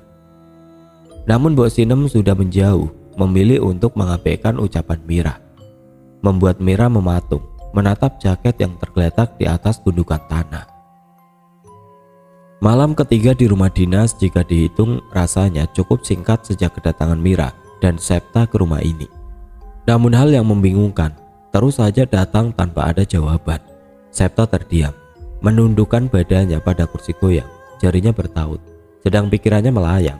Percakapannya dengan suster di rumah sakit masih mengganggu pikirannya. Keadaan rumah sangat hening. Satu-satunya sumber suara berasal dari dapur, suara dari sendok yang bersentuhan dengan gelas, membuat aroma kopi menyeruak, memenuhi ruangan yang sempit. Tak tak tak. Suara ketukan pintu yang kasar membuat Septa hampir terjungkal saking kagetnya. Mira pun sampai berlari menghampiri pintu, bergegas menyibak jendela, dan alangkah kagetnya saat melihat siapa yang ada di ambang pintu. Mira bergegas membuka pintu, sedangkan Septa mengekor di belakang. Dari ambang pintu terlihat 2 orang perempuan, 1 orang penuh keringat, sedang yang satu lagi lunglai dengan mimik wajah pucat pasi. Namun tidak hanya itu, 1 orang lagi berdiri di depan pagar rumah. Laki-laki tua menggunakan pakaian serba hitam dan udeng di kepalanya, memperhatikan dari jauh. "Masuk," ucap Mira, sembari membantu memapa tubuh perempuan lunglai tersebut. Didudukannya tubuh perempuan itu pada kursi goyang. Sedang dari kamar, Septa keluar membawa tas hitamnya, bergegas memeriksa keadaan perempuan lunglai tersebut. "Apa yang terjadi dengan perempuan ini?" tanya Septa mulai memeriksa keadaan pasien dadakannya. Saya juga tidak tahu," ucap Dina, terus memegangi tangan temannya. "Keadaannya baik-baik saja, hanya lemes karena kekurangan nutrisi. Kamu hubungi Pak RT, lalu bawa dia ke puskesmas supaya bisa segera dirawat. Kalau di sini tidak bisa karena minim peralatan," imbau Septa. "Nggak bisa, warga di sini tidak akan mau ikut campur masalah desa seberang," ucap Dina. "Rawat dia sebisanya, supaya besok bisa saya antar ke kota. Setelah itu tanggung jawab saya selesai," imbu Dina. "Saya sama sekali nggak ngerti," ucap Septa. "Lalu siapa yang ada di luar?" tanya Mira, Namun Mira terdiam saat Dina menatap Mira dengan tatapan dalam. Laki-laki itu tetua desa seberang yang mengantar saya ke sini. Apa bisa teman saya dirawat? Dan alasan kenapa teman saya tidak ada yang menolong ditanyakan pada beliau, tanya Dina. Septa menatap Mira dengan tatapan penuh arti. Hanya dari tatapan itu saja Mira sudah tahu apa yang mesti dirinya lakukan. Kalau begitu, teman Mbak biar dirawat di sini dengan peralatan yang seadanya. Tapi tentu saja saya harus tahu alasannya, supaya saya bisa memberi alasan kepada PRT jika dipertanyakan. Karena Mbak sendiri tidak mau izin dan sepertinya sulit untuk mendapatkan izin dari warga, ucap Septa menjelaskan. Silakan, ucap Dina tenang. Kalau begitu, biar aku yang tanya, ucap Mira. Mira melangkah keluar rumah, mencoba menemui sosok berkumis dengan tatapan yang dalam. Masuk Pak, ucap Mira. Bukan ranah saya, ucap Ndoho dengan suara pelan. Saya tahu apa yang kamu mau, jadi boleh jika langsung saya ceritakan. Imbu Ndoho langsung pada sasaran. Kening Mira berkerut, namun akhirnya mengangguk, mempersilahkan Ndoho untuk mulai ceritanya. Anak itu namanya Sumiati, anak perjanjian, namun raganya sudah bebas. Dan yang bersamanya itu Dina, cucu dari pembuat perjanjian itu. Dia yang melepaskan raganya, dia gadis baik. Bayangkan saja, ditempuhnya jarak yang jauh sembari memapasi anak perjanjian supaya mendapatkan pertolongan. Kamu pasti bingung dengan keadaannya yang seperti ini. Kenapa warga di sini tidak ada yang peduli kan? Biar aku jelaskan. Tidak ada satupun orang yang berani mengusik anak dari perjanjian. Jangankan mengusik, menolongnya pun enggan. Kamu tidak usah takut. Warga akan menutup mata. Tidak akan ada warga yang akan menanyakan ataupun menyalahkan suamimu, ucap Ndoho tersenyum tipis. Perjanjian, ulang Mira, mengambil inti dari ucapan Ndoho. Orang kota mana paham perjanjian yang dibuat oleh seseorang dengan makhluk tidak kasat mata. Padahal kamu sendiri sudah ikut campur, ucap Ndoho melihat kembali rumah yang 5 tahun lalu dirinya datangi. Saya masih gak paham dengan yang Bapak bilang. Ikut campur apa? Saya merasa tidak ikut campur tentang masalah orang, ucap Mira kesal. Gak usah marah, dengan kamu masuk ke rumah ini saja kamu berhutang sesuatu, ucap Ndoho. Pandangannya kembali menatap halaman rumah dinas. Anak-anak itu berjajar, membuat halaman terlihat penuh sesak. Anak yang telanjang dengan banyak rupa yang mereka bawa. Ada yang tidak memiliki tangan, ada yang tidak memiliki kepala, ada yang ususnya berhamburan, ada pula yang biji matanya hilang. Di belakang mereka berdiri sosok hitam yang menatap Ndoho dengan pandangan tidak suka. Seakan membenci kedatangan Ndoho yang kembali menginjakan kakinya di desa Rantru. Tapi pandangan mengerikan sosok itu tidak mengundang perhatian dari Ndoho. Sebaliknya, pandangan Ndoho tertuju pada Mega, sosok yang melihatnya dengan tatapan sendu sembari menggendong bayi merah di tangannya. Aku sudah bilang, aku tidak ikut urusan. Anakku yang cantik, selesaikan urusanmu. Sapta memandangi Diana yang tengah terlelap.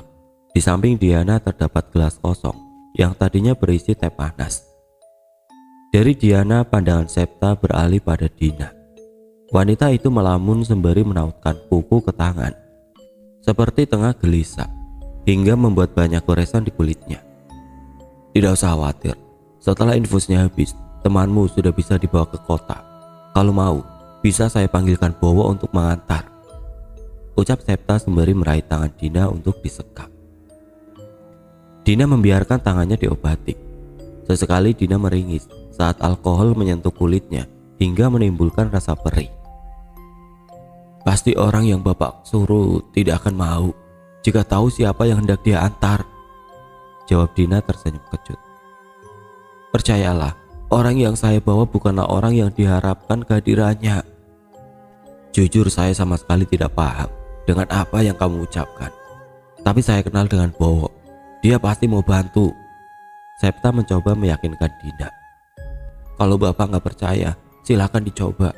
Sungguh saya akan sangat terbantu jika seseorang itu mau menolong. Tapi saya juga tidak berharap banyak, ucap Dina, kembali memandang Diana yang tengah terbaring. Dalam 4 jam, teman kamu sudah bisa diantar pulang. Saya juga akan kembali secepatnya, sembari membawa tumpangan, ucap Septa sebelum keluar dari dalam rumah. Keadaan di luar rumah terlihat hening. Terlihat Mira berjalan gontai, memutuskan untuk masuk ke dalam rumah. Namun saat berpapasan dengan Septa, Mira menghentikan langkahnya, lalu menatap Septa dengan mata berkaca-kaca. "Aku benci rumah ini, Mas. Aku juga benci semua warga di sini," ucap Mira sebelum kembali masuk ke dalam rumah. Septa yang kebingungan mencoba menghentikan Mira. Namun dengan kasar Mira menampik tangan Septa, mengisyaratkan bahwa dirinya benar-benar tidak ingin diganggu. Pandangan Septa beralih pada Doho. Sedang Doho hanya tersenyum, seakan tidak terbebani dengan keadaan Mira yang tengah marah. Sebenarnya banyak yang ingin Septa tanyakan, namun diurungkan niat itu dan bergegas pergi ke rumah Bowo. Septa berjalan cepat, melewati jalan yang di samping kanan dan kiri ditumbuhi pohon kopi. Tidak ada penerangan, hanya sinar bulan purnama yang membantunya melihat jalan berbatu. Bunyi benturan rantai membuat Septa berhenti. Hembusan angin yang melewati lehernya membuatnya merinding. Suara erangan terdengar tepat di telinga Septa, membuat Septa spontan berbalik. Namun tidak ada siapapun. Sepi dan hening yang membaur membuat degup jantung Septa terdengar nyaring. Karena tidak ada siapapun, Septa akhirnya memutuskan untuk kembali melanjutkan perjalanan. Tapi baru juga Septa membalikkan badannya, pemandangan yang berbeda di depannya membuat Septa terbelalak ngeri. Erangan itu semakin nyaring. Bedanya bukan hanya suara yang keluar, kini sosoknya pun terlihat jelas. Sosok berjubah hitam dengan wajah rusak semerah darah berada di tengah jalan dengan posisi kayang, memperlihatkan kengerian yang teramat sangat. Suara benturan rantai dari tangan dan kaki sosok itu kembali terdengar kala sosok itu mulai berjalan mendekati Septa dengan posisinya yang terbalik. "Jangan ikut campur," teriaknya sembari terus mendekat. Teriak Septa saat sosok itu berada tepat di bawahnya. Sosok itu menganga dengan darah yang terus keluar dari mulutnya. "Kena," ucap sosok itu setelah berhasil memegang kaki Septa. Bulan purnama membuat penerangan tidak terlalu dibutuhkan. Dharma menyulut rokok, menghisapnya dalam-dalam, lalu menghembuskan asap itu berbarengan dengan beban yang menggumpal di hatinya. "Doh, kembali lagi membawa sesuatu dari Rawatelu. Semakin hari keadaan malah semakin runyam. Bagaimana kalau dokter sampai tahu? Apa bakal dibuat seperti Wirang?" tanya Dharma pada Dadang yang tengah duduk bersila. "Kalau memang dokter itu tahu, dia tidak bisa lepas dari desa ini. Kalau memang harus mati, matinya pun harus di desa ini. Rahasia tidak boleh sampai tersebar," jawab Dharma dengan tegas. Dadang mengangguk ringan sembari memegangi janggutnya. "Kejadian lagi akhirnya. Padahal dokter itu harusnya lama di sini. Kalau saja dia tidak tahu apa-apa," ucap Dadang. "Suruh warga ke batas desa untuk berjaga-jaga." Menutup pembicaraan suram malam itu, Bowo tidak mengalihkan pandangannya dari jendela. Dilihatnya jalan setapak yang sepi. Hatinya gelisah, memikirkan kedatangan Doho bersama dua orang yang dirinya bawa. Bowo sudah tahu rumah siapa yang akan Doho tuju. Melihat keadaan anak perjanjian yang lunglai itu, dan benar saja yang Bowo takutkan terbukti. Septa tengah berlari menuju rumahnya dengan raut wajah ketakutan. Septa menarik nafasnya panjang, mengembuskannya dengan kesal, sebelum dengan cepat Septa menggedor pintu Bowo hingga menimbulkan bunyi gaduh. "Pulanglah bang, saya nggak akan bisa bantu," ucap Bowo dari balik pintu. "Wok, buka dulu Wok, setan itu baru saja ngejar aku." "Abang terlalu ikut campur, harusnya Bang Septa nggak bantu mereka," teriak Bowo dari dalam rumah. Karena gedoran Septa yang semakin kencang, Septa menggedor pintu dengan sangat keras sebelum akhirnya berhenti. Ditatapnya pintu itu dengan raut wajah putus asa. "Pantas istriku benci dengan warga desa sini. Semua warganya gak punya hati," ucap Septa putus asa. Padahal sudah sekuat tenaga dia menghalau rasa takutnya untuk bisa sampai ke depan pintu Bowo. Namun seperti yang dikatakan Dina, tidak ada bantuan untuk mereka. Semua orang enggan menolong. "Maksudnya bang, benci, gak punya hati. Memang apa yang Mbak Mira tahu?" Tanya Bowo memekakan telinga. Entahlah, setelah menemui lelaki tua itu, banyak kebencian terpancar dari matanya, ucap Septa sebelum melangkahkan kakinya menjauhi rumah Bowo. Sial, beruntuk Bowo dengan intonasi rendah nyaris berbisik, namun suara itu tetap saja terdengar oleh Mbok Sinem. Keterlaluan. Dia mengatakan hal yang semestinya nggak diketahui Pak Dokter. Kalau begini, semua dalam bahaya. Bisa-bisa kejadian Wireng terulang lagi, ucap Mbok Sinem sembari mengurut kepalanya yang pening. Kalau sudah begini, Pak Dokter harus disingkirkan, tanya Bowo dengan mata berkaca-kaca. Dharma gak akan tinggal diam, jawab Mbok Sinem lemah. Bu, panggil Bowo pelan. Ya, aku restui kalau memang kamu mau menolong Pak Dokter, ucap Mbok Sinem dengan suara serak. Dari mata Bowo, Mbok Sinem tahu apa yang diinginkan anak lelakinya. Tanpa menunggu lama, Bowo membuka pintu lebar-lebar, lalu berlari mengejar Septa. Sepasang mata nyalang menatap langkah kaki Bowo yang tengah mengejar Septa. Senyum kecut menghiasi wajah Dadang. Apa yang Dadang lihat membuatnya menggelengkan kepala. Dadang mengangkat tangannya, mengarahkannya pada semak belukar, sembari meletakkan jari telunjuk pada bibirnya, membuat warga lain bergegas masuk ke semak tanpa menimbulkan suara. Sedangkan Dadang berjalan pelan menuju rumah Mbok Sinem. Tak tak tak. Ketukan pintu membuat Mbok Sinem bangun dari duduknya. Mbok Sinem sudah tahu siapa yang tengah berada di depan pintu. Masuk, ucap Mbok Sinem dengan wajah datar. Dadang masuk ke dalam rumah lalu mendudukkan tubuhnya di kursi. Buatkan kopi, hari ini akan menjadi hari yang panjang. Mbok Sinem tidak menolak. Segera dikerjakan apa yang Dadang minta. Sembari membuat kopi, Dadang membuka obrolan. Rasanya baru 5 tahun silam kita membuat dosa, membuat dokter kandungan menjadi kambing hitam atas dosa yang kita buat. Tentu kita hanya menjalankan tugas dari si bejat Dharma, adikku, ucap Dadang sembari menyesap dalam merokok kretek yang masih bertengger di tangannya. Mbok Sinem tidak mengucapkan sepatah kata pun. Dirinya hanya mendengarkan sembari mengaduk kopi dalam diam. Aku menyayangkan si Mega, wanita cantik, rupawan, yang akhirnya gila karena dia harus aborsi berkali-kali. Kalimat terakhir membuat Mbok Sinem mengepalkan kedua tangannya. Bukannya itu karena adikmu. Bukankah kalian yang memonopoli alur cerita yang seharusnya membenarkan si Mega? Kalian bunuh dokter kandungan, seakan-akan dia dokter tukang aborsi saat rahasia kalian akan terbongkar. Dengan bejatnya kalian pukuli perempuan tidak bersalah, lalu kalian bakar hidup-hidup. Tidak cukup sampai di situ, kalian libatkan Doho untuk menciptakan si Wireng agar arwah pendendamnya tidak menghantui warga desa. Mbok Sinem menarik nafas dalam-dalam.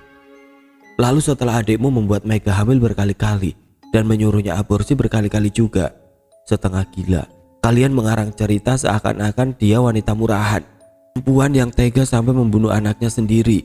Kalian biarkan dia berkeliaran di jalan sembari mencari anaknya yang hilang. Dan sekarang dia bawa dendam yang berkali-kali lipat besarnya. Bahkan dia menggunakan dirinya untuk ditukar. Menurutmu kau masih aman? Menyebat rokok, menengguk kopi, kau kira kau aman? Teriak Mbok Sinem. Suara pecahan gelas membuat rumah kembali sunyi. Kamu kira saya bodoh? Sudah saya pikirkan semua hal yang akan membuat desa tetap aman. Terus kamu kira kamu gak ikut andil? Kamu kira siapa yang diam selama ini? Siapa yang diam saja waktu Mega diaborsi? Siapa yang diam saja waktu dokter dipaksa untuk melakukan aborsi ke Mega? Kamu, aku, warga, diam. Itu juga dosa, Mbak, ucap Dadang. Aku juga ndak bisa mastiin si Bowo aman kalau dia tetap nekat nolongin dokter itu. Imbu Dadang sembari berjalan menuju pintu. Berani kamu menyentuh anak saya buat sengsara hidup kamu, ucap Mbok Sinem membuat langkah Dadang terhenti. Kalau sudah kayak gini, kamu kira ada yang saya takuti, ucap Dadang kembali berjalan setelah membanting pintu. Membuat Mbok Sinem terduduk, memegangi wajahnya sembari menangis sesegukan. Mbok Sinem menatap pantulan dirinya di cermin setelah melepas kepergian Dadang. 5 tahun sudah dirinya membenci cermin. Lebih dari itu, dirinya menatap sinis pada pantulan cermin. Bukan pada bayangan dirinya, namun pada sosok hitam yang tengah menatapnya dengan sorot mata dingin. Kita hanya sejauh lapisan cermin. Mau diikat di hutan manapun, aku punya celah mengunjungimu.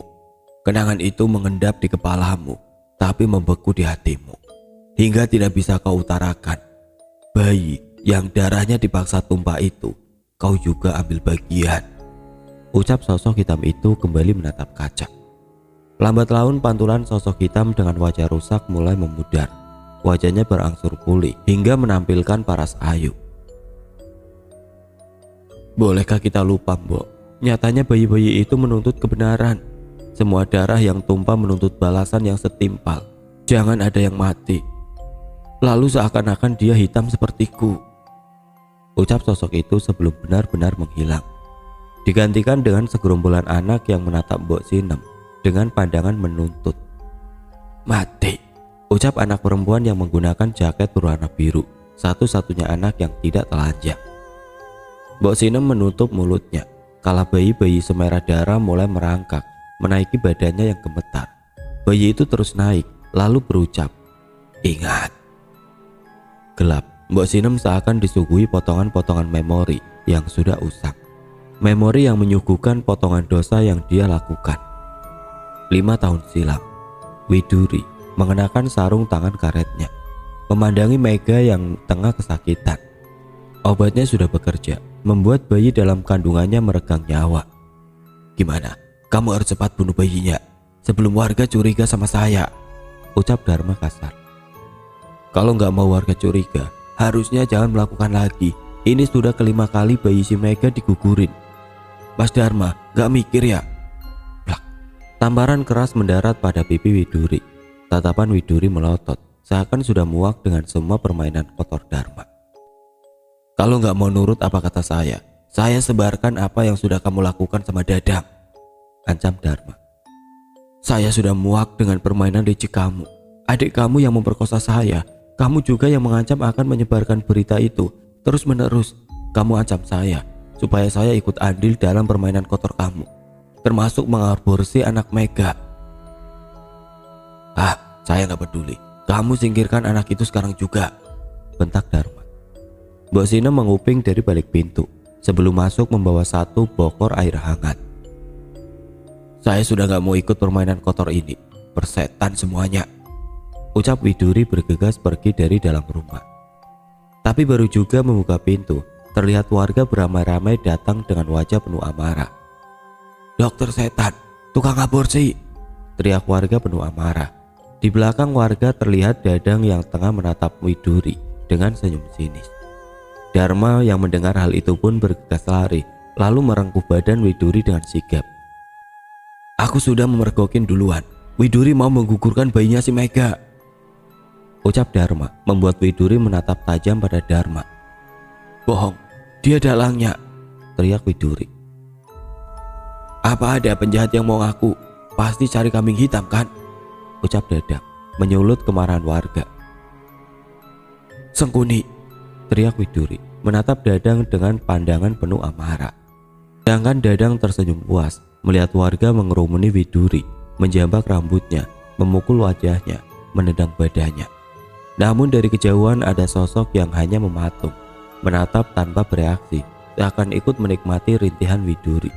Sosok itu Mbok Sinem, kunci dari segala rahasia besar desa Rantruk. Suara erangan membuat Mbok Sinem bergegas masuk. Suara itu membawa Mbok Sinem pada sosok Mega yang tengah memegang anaknya. Bayinya sudah lahir dengan badan membiru penuh memar. Seperti itulah bayi yang dilahirkan Mega, terlahir mati karena efek obat yang ditengguknya. Tapi kali ini ada yang berbeda. Mega terus menyenandungkan lagu sembari mengelus kepala anaknya. Mbok Sinem yang penasaran pun mendekat, dan alangkah kagetnya saat Mbok Sinem melihat wajah bayi yang tengah membuka matanya, menandakan kalau bayi itu masih hidup. Jangan, Mbok, pinta Mega dengan suara lemah saat Mbok Sinem mengulurkan tangannya. Ini untuk kebaikanmu, ucap Mbok Sinem. Tangannya mengarah pada kepala si bayi. Tatapan keduanya bertemu, namun bayi itu tidak bersuara, hanya memandang sosok yang menatapnya dengan penuh kebencian. Klek. Suara patahan tulang terdengar nyaring, membuat Mega menatap Mbok Sinem dengan tatapan nanar. Anakmu juga gak akan hidup lama. Lebih cepat dia mati, lebih cepat juga masalah ini berakhir dengan baik. Baik? Baik untuk siapa? Untukku, Mbok. Untuk anakku. Dia masih nafas, Mbok. Dia masih lihat aku. Apa harus setiap masalah harus berakhir dengan hilangnya nyawa? Tanya Mega dengan tatapan nanar. Untuk sebuah rahasia, tentu saja harganya mahal. Kadang ada seseorang yang harus dihilangkan agar semua berjalan sesuai keinginan. Kamu harusnya tahu, menjadi simpanan orang berada membuatmu kehilangan banyak hal. Saya hanya mempermudah urusan. Seperti kamu menjadi pelayan orang berada, saya harus siap melakukan banyak hal, ucap Mbok Sinem. Suaranya terputus saat banyak orang masuk ke dalam ruangan. Warga menyeret Mega. Setelah bayinya diambil oleh warga, hukuman untuk Mega adalah pemasungan. Penggoda harus dikurung supaya bisa menjadi momok untuk setiap keluarga desa Rantruk. Dadang menatap Widuri yang sudah babak belur. Darah membasahi wajahnya, banyak dari giginya patah. Sebagian kulit wajahnya juga ruam dengan luka yang terus mengeluarkan darah. Diapain ini? Tanya salah satu warga. Dadang nampak berpikir, hukuman apa yang pantas untuk perempuan lancang yang terus mengancam untuk membongkar aibnya. Ditatapnya perempuan yang kesadarannya hampir hilang. Baju putih yang dia kenakan sudah serupa darah. Rambutnya pun acak-acakan. Namun semua itu seakan belum cukup. Ganti bajunya dengan baju hitam. Baju putih tidak cocok untuk perempuan macam dia. Perempuan tukang aborsi tidak boleh memakai seragam dokter, bahkan pada hari kematiannya, jawab Dadang tersenyum sinis. Warga mengikuti kata-kata Dadang. Tidak ada satupun yang membantah ataupun mengasihani perempuan yang tengah terkapar di tanah. Tidak lama baju Widuri berganti dengan jubah hitam yang membuatnya terlihat semakin mengerikan. Setelah ini apa? Tanya Dharma menatap adiknya dengan kagum. Pasung dia di hutan, biarkan dia mati secara perlahan, biar dia merasakan setiap serangga yang menggigit badannya, masuk ke dalam kulitnya, lalu membuat membusuk sebelum kematian itu sendiri, ucap Dadang, membuat Widuri melemparkan tatapan kebencian pada Dadang. Mbok Sinem mematung, didekapnya bayi itu dalam gendongannya. Biar bayi ini aku saja yang menguburkan, ucap Mbok Sinem. Warga mengangguk paham. Bayi itu ditinggal dan hanya Mega yang dibawa. Sisanya mengikuti Dadang dan Dharma menuju hutan kayu mati. Bu, panggil Bowo, memperhatikan punggung Mbok Sinem. Semua bakal baik-baik saja, ucap Mbok Sinem. Air mata mengenang di pelupuk matanya. Tangannya bergetar hebat. Tidak menyangka hanya karena ingin posisinya aman darinya sampai membunuh bayi itu dan membiarkan Dharma lepas begitu saja. Maafkan Mbok ya Cak Ayu. Imbu Mbok Sinem sembari mengelus bayi yang masih bersimbah darah sebelum akhirnya dikuburkan pada pohon pisang di belakang rumah, berbaur dengan kerangka lain yang sudah lebih dulu menyatu dengan tanah. Erang Widuri saat rambutnya terasa seakan lepas dari kepala. Namun bukan Dadang jika mendengarkan kesakitan seseorang. Dadang terus menyeret Widuri, membuat wajahnya terus menghantam kerikil-kerikil tajam di sepanjang jalan. Aku sudah bilang kan, tapi siapa yang tidak mau dengar? Tanya Dadang setengah berbisik. Aku tandai kamu, Dang, teriak Widuri dengan suara serak. Tandai sesukamu, ucap Dadang menyerengai puas. Sungguh rasanya orang buta pun tahu dia tengah berbahagia. Warga menghentikan langkahnya. Tepat di depan hutan kayu mati. Hutan itu nampak mengerikan, terlebih saat malam hari seperti ini. Siapkan pasungnya dan bantu aku bawa perempuan gila ini ke dalam hutan, ucap Dadang membuat warga bergegas masuk, membuka jalan. Widuri meringis ketika kulitnya yang koyak terkena rumput ilalang yang tajam. Kepalanya pusing. Rasanya begitu berat bahkan untuk sekedar membuka mata. Sampai akhirnya semua benar-benar gelap. Kelabang merayap menyusuri kulitnya. Sesuatu menggigit kulitnya yang sudah koyak. Widuri membuka kelopak matanya yang masih berat. Gelap, kata itulah yang pertama kali dirinya rasakan saat matanya sudah benar-benar terbuka. Kesunyian menusuk inti jiwanya. Dirinya benar-benar ditinggalkan sendirian di dalam hutan yang begitu luas. Tangisnya pecah. Ketakutan menjalar di sekujur tubuhnya saat menyadari bahwa tubuhnya penuh dengan kelabang dan juga lalat. Rasanya begitu ngilu saat kelabang itu mencoba masuk ke dalam luka yang sudah menganga. Tolong aku, teriak Widuri, menggema ke seluruh hutan tanpa bisa didengar. Sakit, rintihnya. Dirinya tidak bisa bergerak. Rantai mengikat tangan dan kakinya. Widuri gemetar. Selain badannya yang sakit, sesuatu juga mengusik telinganya. Sesuatu yang ramai terdengar membuat Widuri semakin ketakutan. Halusinasi. Widuri menggelengkan kepalanya sampai terdengar sesuatu mendekat melewati ribunya rerumputan. Suara tawa itu terdengar nyaring, membuat Widuri memperhatikan sekitar dengan tatapan mata tajam.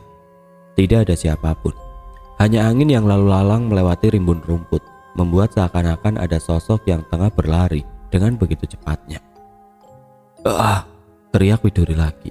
Pikirannya buntu, ketakutannya tidak berujung, seakan bisa membuatnya gila sekarang juga. Cukup, teriaknya lagi.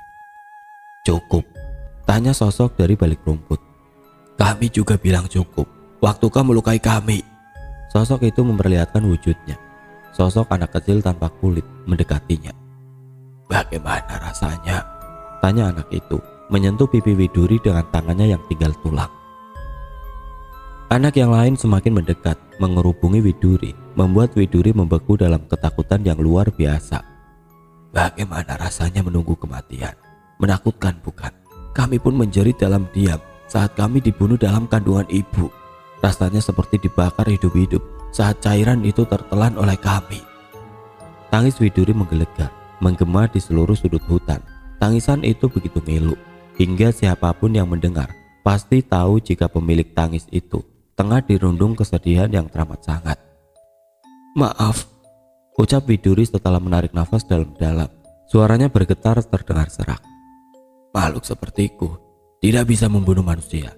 Menurutmu, sudah berapa lama kami menunggu saat-saat seperti ini, memandangimu mati secara perlahan. Jadi balasan terbaik yang bisa kami beri adalah ada di saat-saat kau akan meregang nyawa, membuatmu tidak melupakan sosok sepertiku, sosok yang kau rampas hidupnya.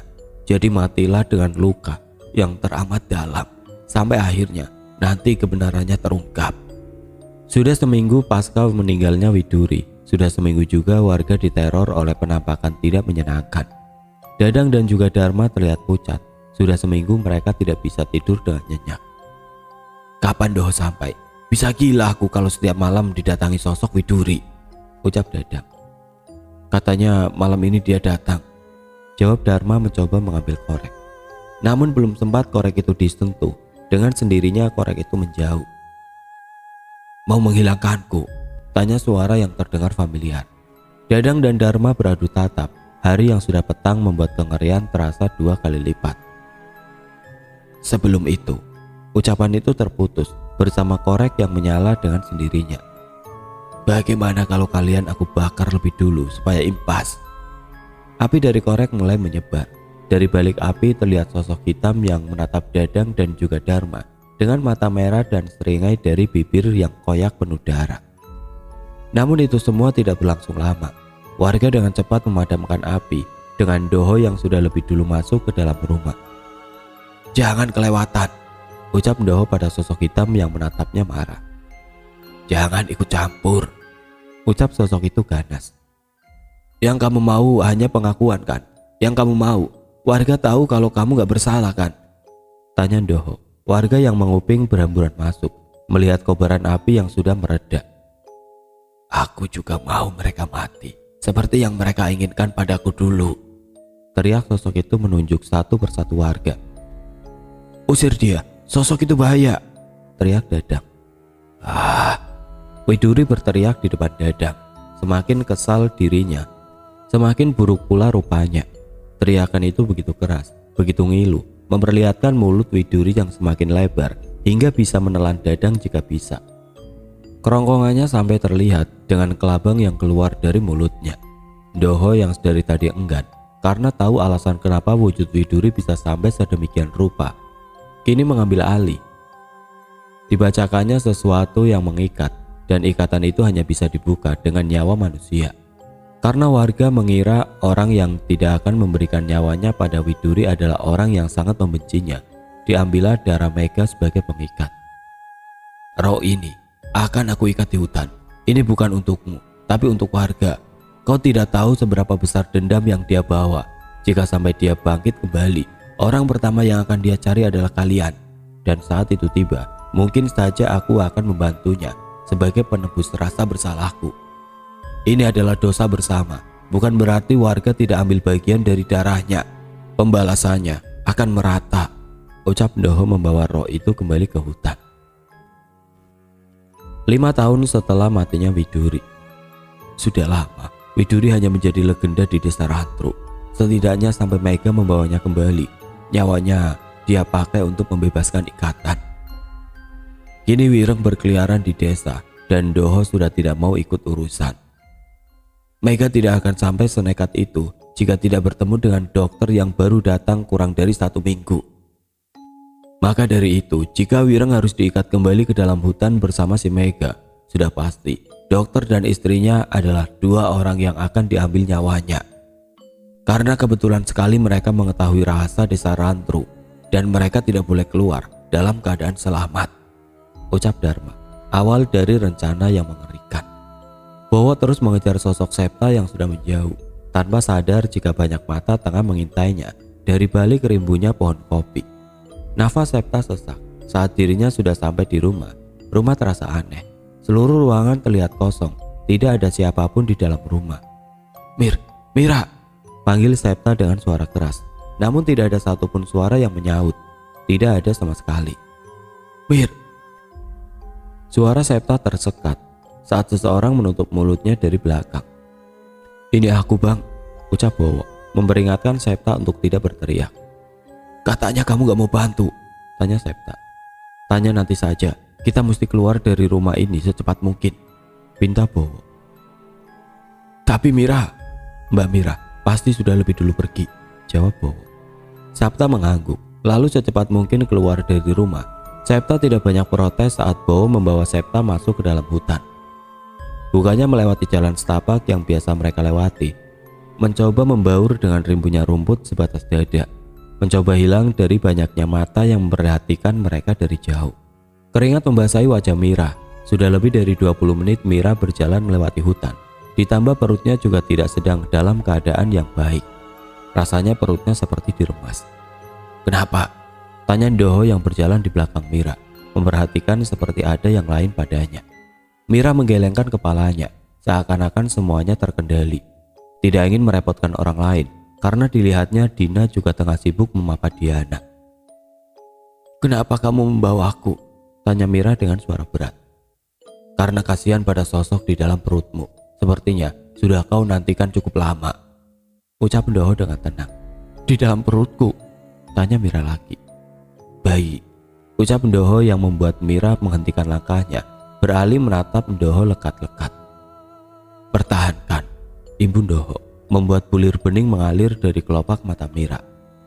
Suara pada semak-semak membuat mereka terjaga, memperhatikan sekitar dengan seksama. Sampai sesuatu dari arah semak-semak menapakkan dirinya. 3 orang dengan masing-masing parang di tangannya. Wajahnya ditutup menggunakan sarung. Perempuan itu tidak boleh pergi dari desa ini, ucap salah satu warga. Lalu bagaimana dengan 2 orang yang aku bawa? Tanya Ndoho dengan nada tenang. Kita nggak ada urusan sama mereka. Urusan kita hanya denganmu dan perempuan itu. Ndoho mengangguk paham. Di dekatnya Diana dan juga Dina, sebelum akhirnya mengucapkan kalimat perpisahan. Baiklah, kalau begitu kita berpisah di sini. Jaga baik-baik anak perjanjian itu dan sampailah di kota dengan selamat, ucap Ndoho pada Dina. Aku mau bermain sebentar. Ibu Ndoho sebelum melepas kepergian 2 gadis yang tadinya ikut bersamanya. Ayo, kalau begitu, ucap Ndoho pada warga terheran. Penolakan atau semacamnya tidak Ndoho lakukan. Sebaliknya dia begitu tenang. Aku gak mau, aku mau pulang, teriak Mira sembari memegang perutnya yang terasa sakit. Ndoho mendekat, didekatkan mulutnya pada telinga Mira. kalau kamu mau pulang. Tanpa ikut saya terlebih dahulu, kamu bisa mati. Bisik Doho dengan penuh penekanan lalu jalan mendahului Mira. Malam tidak pernah semengerikan malam ini. Nafas Septa memburu tatkala sesuatu seperti tengah mengikutinya dari belakang. Terlebih jalanan yang becek menimbulkan bercak suara dari sendal jepit Septa. Lepas sendalnya bang, ucap Bowo saat sekelebat sinar senter melewati rumput di sebelah mereka. Septa tidak banyak tanya. Dia lepaskan sendal itu lalu dengan sekuat tenaga, Bowo berlari sembari menarik Septa. Bukan membaik, suara tubuh yang melewati rumput membuat semua mata mencari sumber dari suara tersebut. Suara langkah kaki ini bukan hanya milik Septa dan juga Bowo, namun berasal dari warga yang sudah menunggu kedatangan mereka. Mau lari kemana, Wo? Tanya salah satu warga yang sedari tadi menunggu di perbatasan desa. Warga itu tersenyum licik sembari keluarkan celurit yang tadinya tergeletak di tanah. Orang ini gak salah pak, dia gak ikut campur, ucap Bowo meyakinkan. Jelas salah, karena dia, Mega menjadi nekat, karena dia juga wireng kembali meneror desa. Tapi dari awal yang salah itu, ucapan Bowo terputus. Dharma. Warga sudah tahu yang sebenar-benarnya jauh sebelum kejadian ini. Tapi yang sudah terjadi bukankah tanggungan semua orang? Kamu pun melakukan ini untuk menebus kesalahan ibumu kan? Kalau memang benar keinginanmu untuk menebus kesalahan ibumu, kamu harus mencari seseorang untuk mengembalikan keadaan. Orang yang aku maksud ada di belakangmu. Bowo nampak berpikir. Membuat Septa semakin kalut karena suara langkah yang lainnya sudah semakin dekat. Kamu harus tahu, kita butuh dia untuk mengembalikan keadaan. Kalau tidak, kita bisa kena teror seumur hidup. Septa mencoba untuk pergi mendahului Bowo saat mendengar suara langkah kaki warga yang semakin dekat. Sampai saat tangan Bowo mencengkram tangan Septa dengan kuat. Wow, geram Septa panik melihat tatapan Bowo yang mendadak dingin padanya. Buk. Sebuah pukulan mendarat pada wajah Septa membuat pandangannya menjadi gelap dan kehilangan kesadaran. Mira menganga saat dirinya sampai pada sebuah hamparan tanah yang lapang, namun sesak dengan banyaknya orang. Seakan warga telah menantikan kedatangannya. Berbeda dengan Mira, Doho terlihat tenang. Begitupun saat Doho melihat sosok Mega dalam rimbunya rumput yang tengah melemparkan senyum sinis padanya. Doho membalas senyum tersebut dengan senyum yang sama. Begitulah senyum untuk mewakili perasaan muak kepada seluruh warga desa. Dharma datang dengan wajah yang memerah karena menahan amarah. Dengan kurang ajarnya Dharma menarik rambut Mira dan menyeretnya ke tengah kerumunan orang. Ah, erang Mira saat merasakan sakit dan kaget secara bersamaan. Doho tidak bereaksi saat Mira diperlakukan sedemikian rupa. Bahkan saat Dadang menempelkan sebilah parang pada lehernya pun, Doho tidak menunjukkan rasa takutnya, membuat Dadang merasa ada sesuatu hal yang janggal. Perbaiki keadaan ini, kalau tidak, kamu tidak akan bisa keluar dari hutan ini dalam keadaan hidup, ancam Dadang. Aku gak habis pikir, bukannya kalian ngerasa dejavu, seakan kejadian 5 tahun lalu terulang kembali. Kalian sudah tahu hitam putihnya, siapa yang salah dan siapa yang jadi korban, tapi malah terjebak pada situasi yang sama. Sentak Doho membuat warga terdiam. Kamu pikir ini karena siapa? Karena dokter itu, ya kan? Tanya Dadang pada warga. Kita hanya ingin damai, ucap salah satu warga. Doho hanya menggelengkan kepala. Kalau ingin damai, aku tunjukkan damai yang sebenarnya. Doho memejamkan matanya, mulutnya bergerak seakan tengah melafalkan sesuatu. Sebuah api merambat, membakar rumput hingga membentuk sebuah lingkaran, membuat pembatas antara warga dan Doho, menyisakan Mira, Dadang, dan Dharma di dalam lingkaran. Dadang yang panik pun semakin menempelkan parang pada leher Doho, sedang Dharma yang kalut menjauh dari tubuh Mira, mencari celah untuk keluar dari kobaran api. Jangan ngawur, teriak Dharma saat tidak mendapati celah untuk melarikan diri. Dadang yang kesal bertindak lebih berani. Digoreskannya sedikit kulit leher Doho, membuat Doho menatapnya dengan tatapan tajam. Kamu kira mempan? Ucap Doho sembari mendekatkan parang itu pada lehernya, menggores lehernya sendiri dengan sekuat tenaga. Namun parang itu hanya melewati kulit Doho tanpa meninggalkan goresan sedikit pun. Parang itu terjatuh, membuat Dadang mundur secara perlahan sampai sesuatu bersentuhan dengan punggungnya, lalu membuatnya berhenti. Dadang membalikan badannya, lalu mendapati Mira menatapnya dengan senyum menyeringai. Dadang gemeter tatkala melihat mata Mira yang berwarna putih keseluruhan. Tawa Mira menggelegar. "Giliranku, Dang," ucap Mira, menjambak rambut Dadang hingga membuatnya tersungkur ke tanah. "Siapa kamu?" tanya Dadang sembari berteriak. Mira tidak menjawab.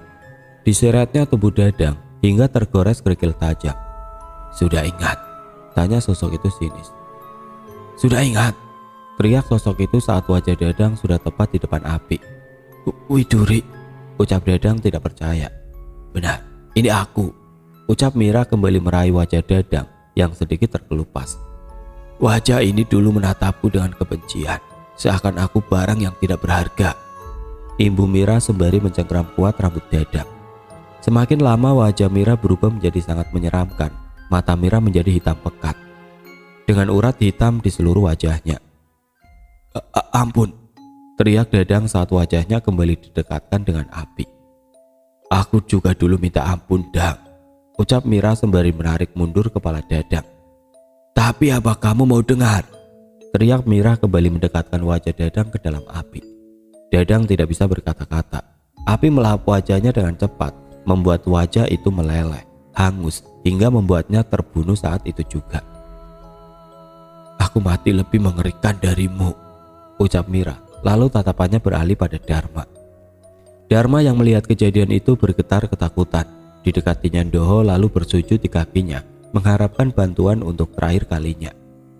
"Tolong, aku gak boleh mati. Apa saja akan aku beri kalau kau mau nolong." "Aku tidak bisa menolong," ucap Ndoho tenang. "Bapak," suara itu membuat Dharma mengalihkan pandangannya. Teriak Dharma saat melihat anak bayi yang bersimbah darah dengan kondisi badan yang tidak utuh. Bayi itu terus merangkak mendekatinya, dan di belakang bayi itu terlihat sosok Mira yang tengah menggendong salah satu bayi itu. Widuri, aku gak salah. Itu semua kesalahan Dadang," rintih Dharma meminta belas kasihan. "Aku Mega, Mas, dan bayi-bayi itu anakmu. Dia mau bapaknya ikut mati." Tawa Mira kembali menggema. Enggak, ulang Dharma terus mundur hingga badannya menyatu dengan api itu sendiri. "Aku memang tidak bisa membunuhmu, tapi aku bisa menyerang rasa takutmu hingga kau sendiri yang memilih mati," ucap Mira, melihat badan Dharma yang masih bergolak dalam kobaran api, sampai akhirnya badan itu berhenti bergerak, menandakan bahwa tujuannya sudah berakhir. Ndoho kembali menggerakkan bibirnya, hingga lambat laun api itu mereda dan hilang. Warga menatap kejadian itu dengan wajah tidak percaya, juga ketakutan teramat sangat. Mega keluar dari tubuh Mira. Alat yang dia gunakan sedari tadi membiarkan Mira tergeletak di tanah. Mira tidak perlu tahu apa yang terjadi.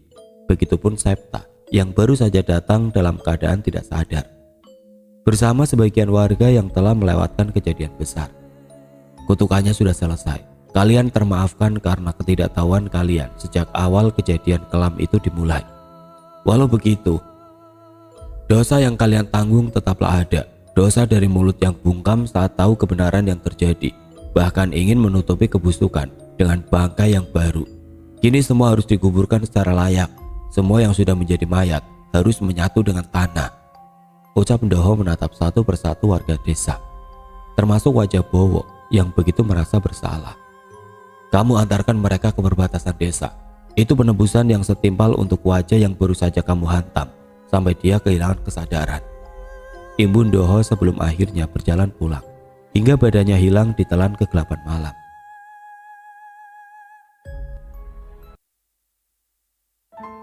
Oke teman-teman, sekian untuk kisah kali ini. Bagaimana menurut kalian tentang kisah ini? Tulis komentar kalian di kolom komentar.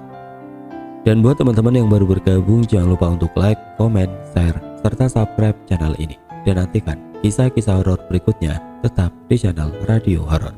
Wassalamualaikum warahmatullahi wabarakatuh.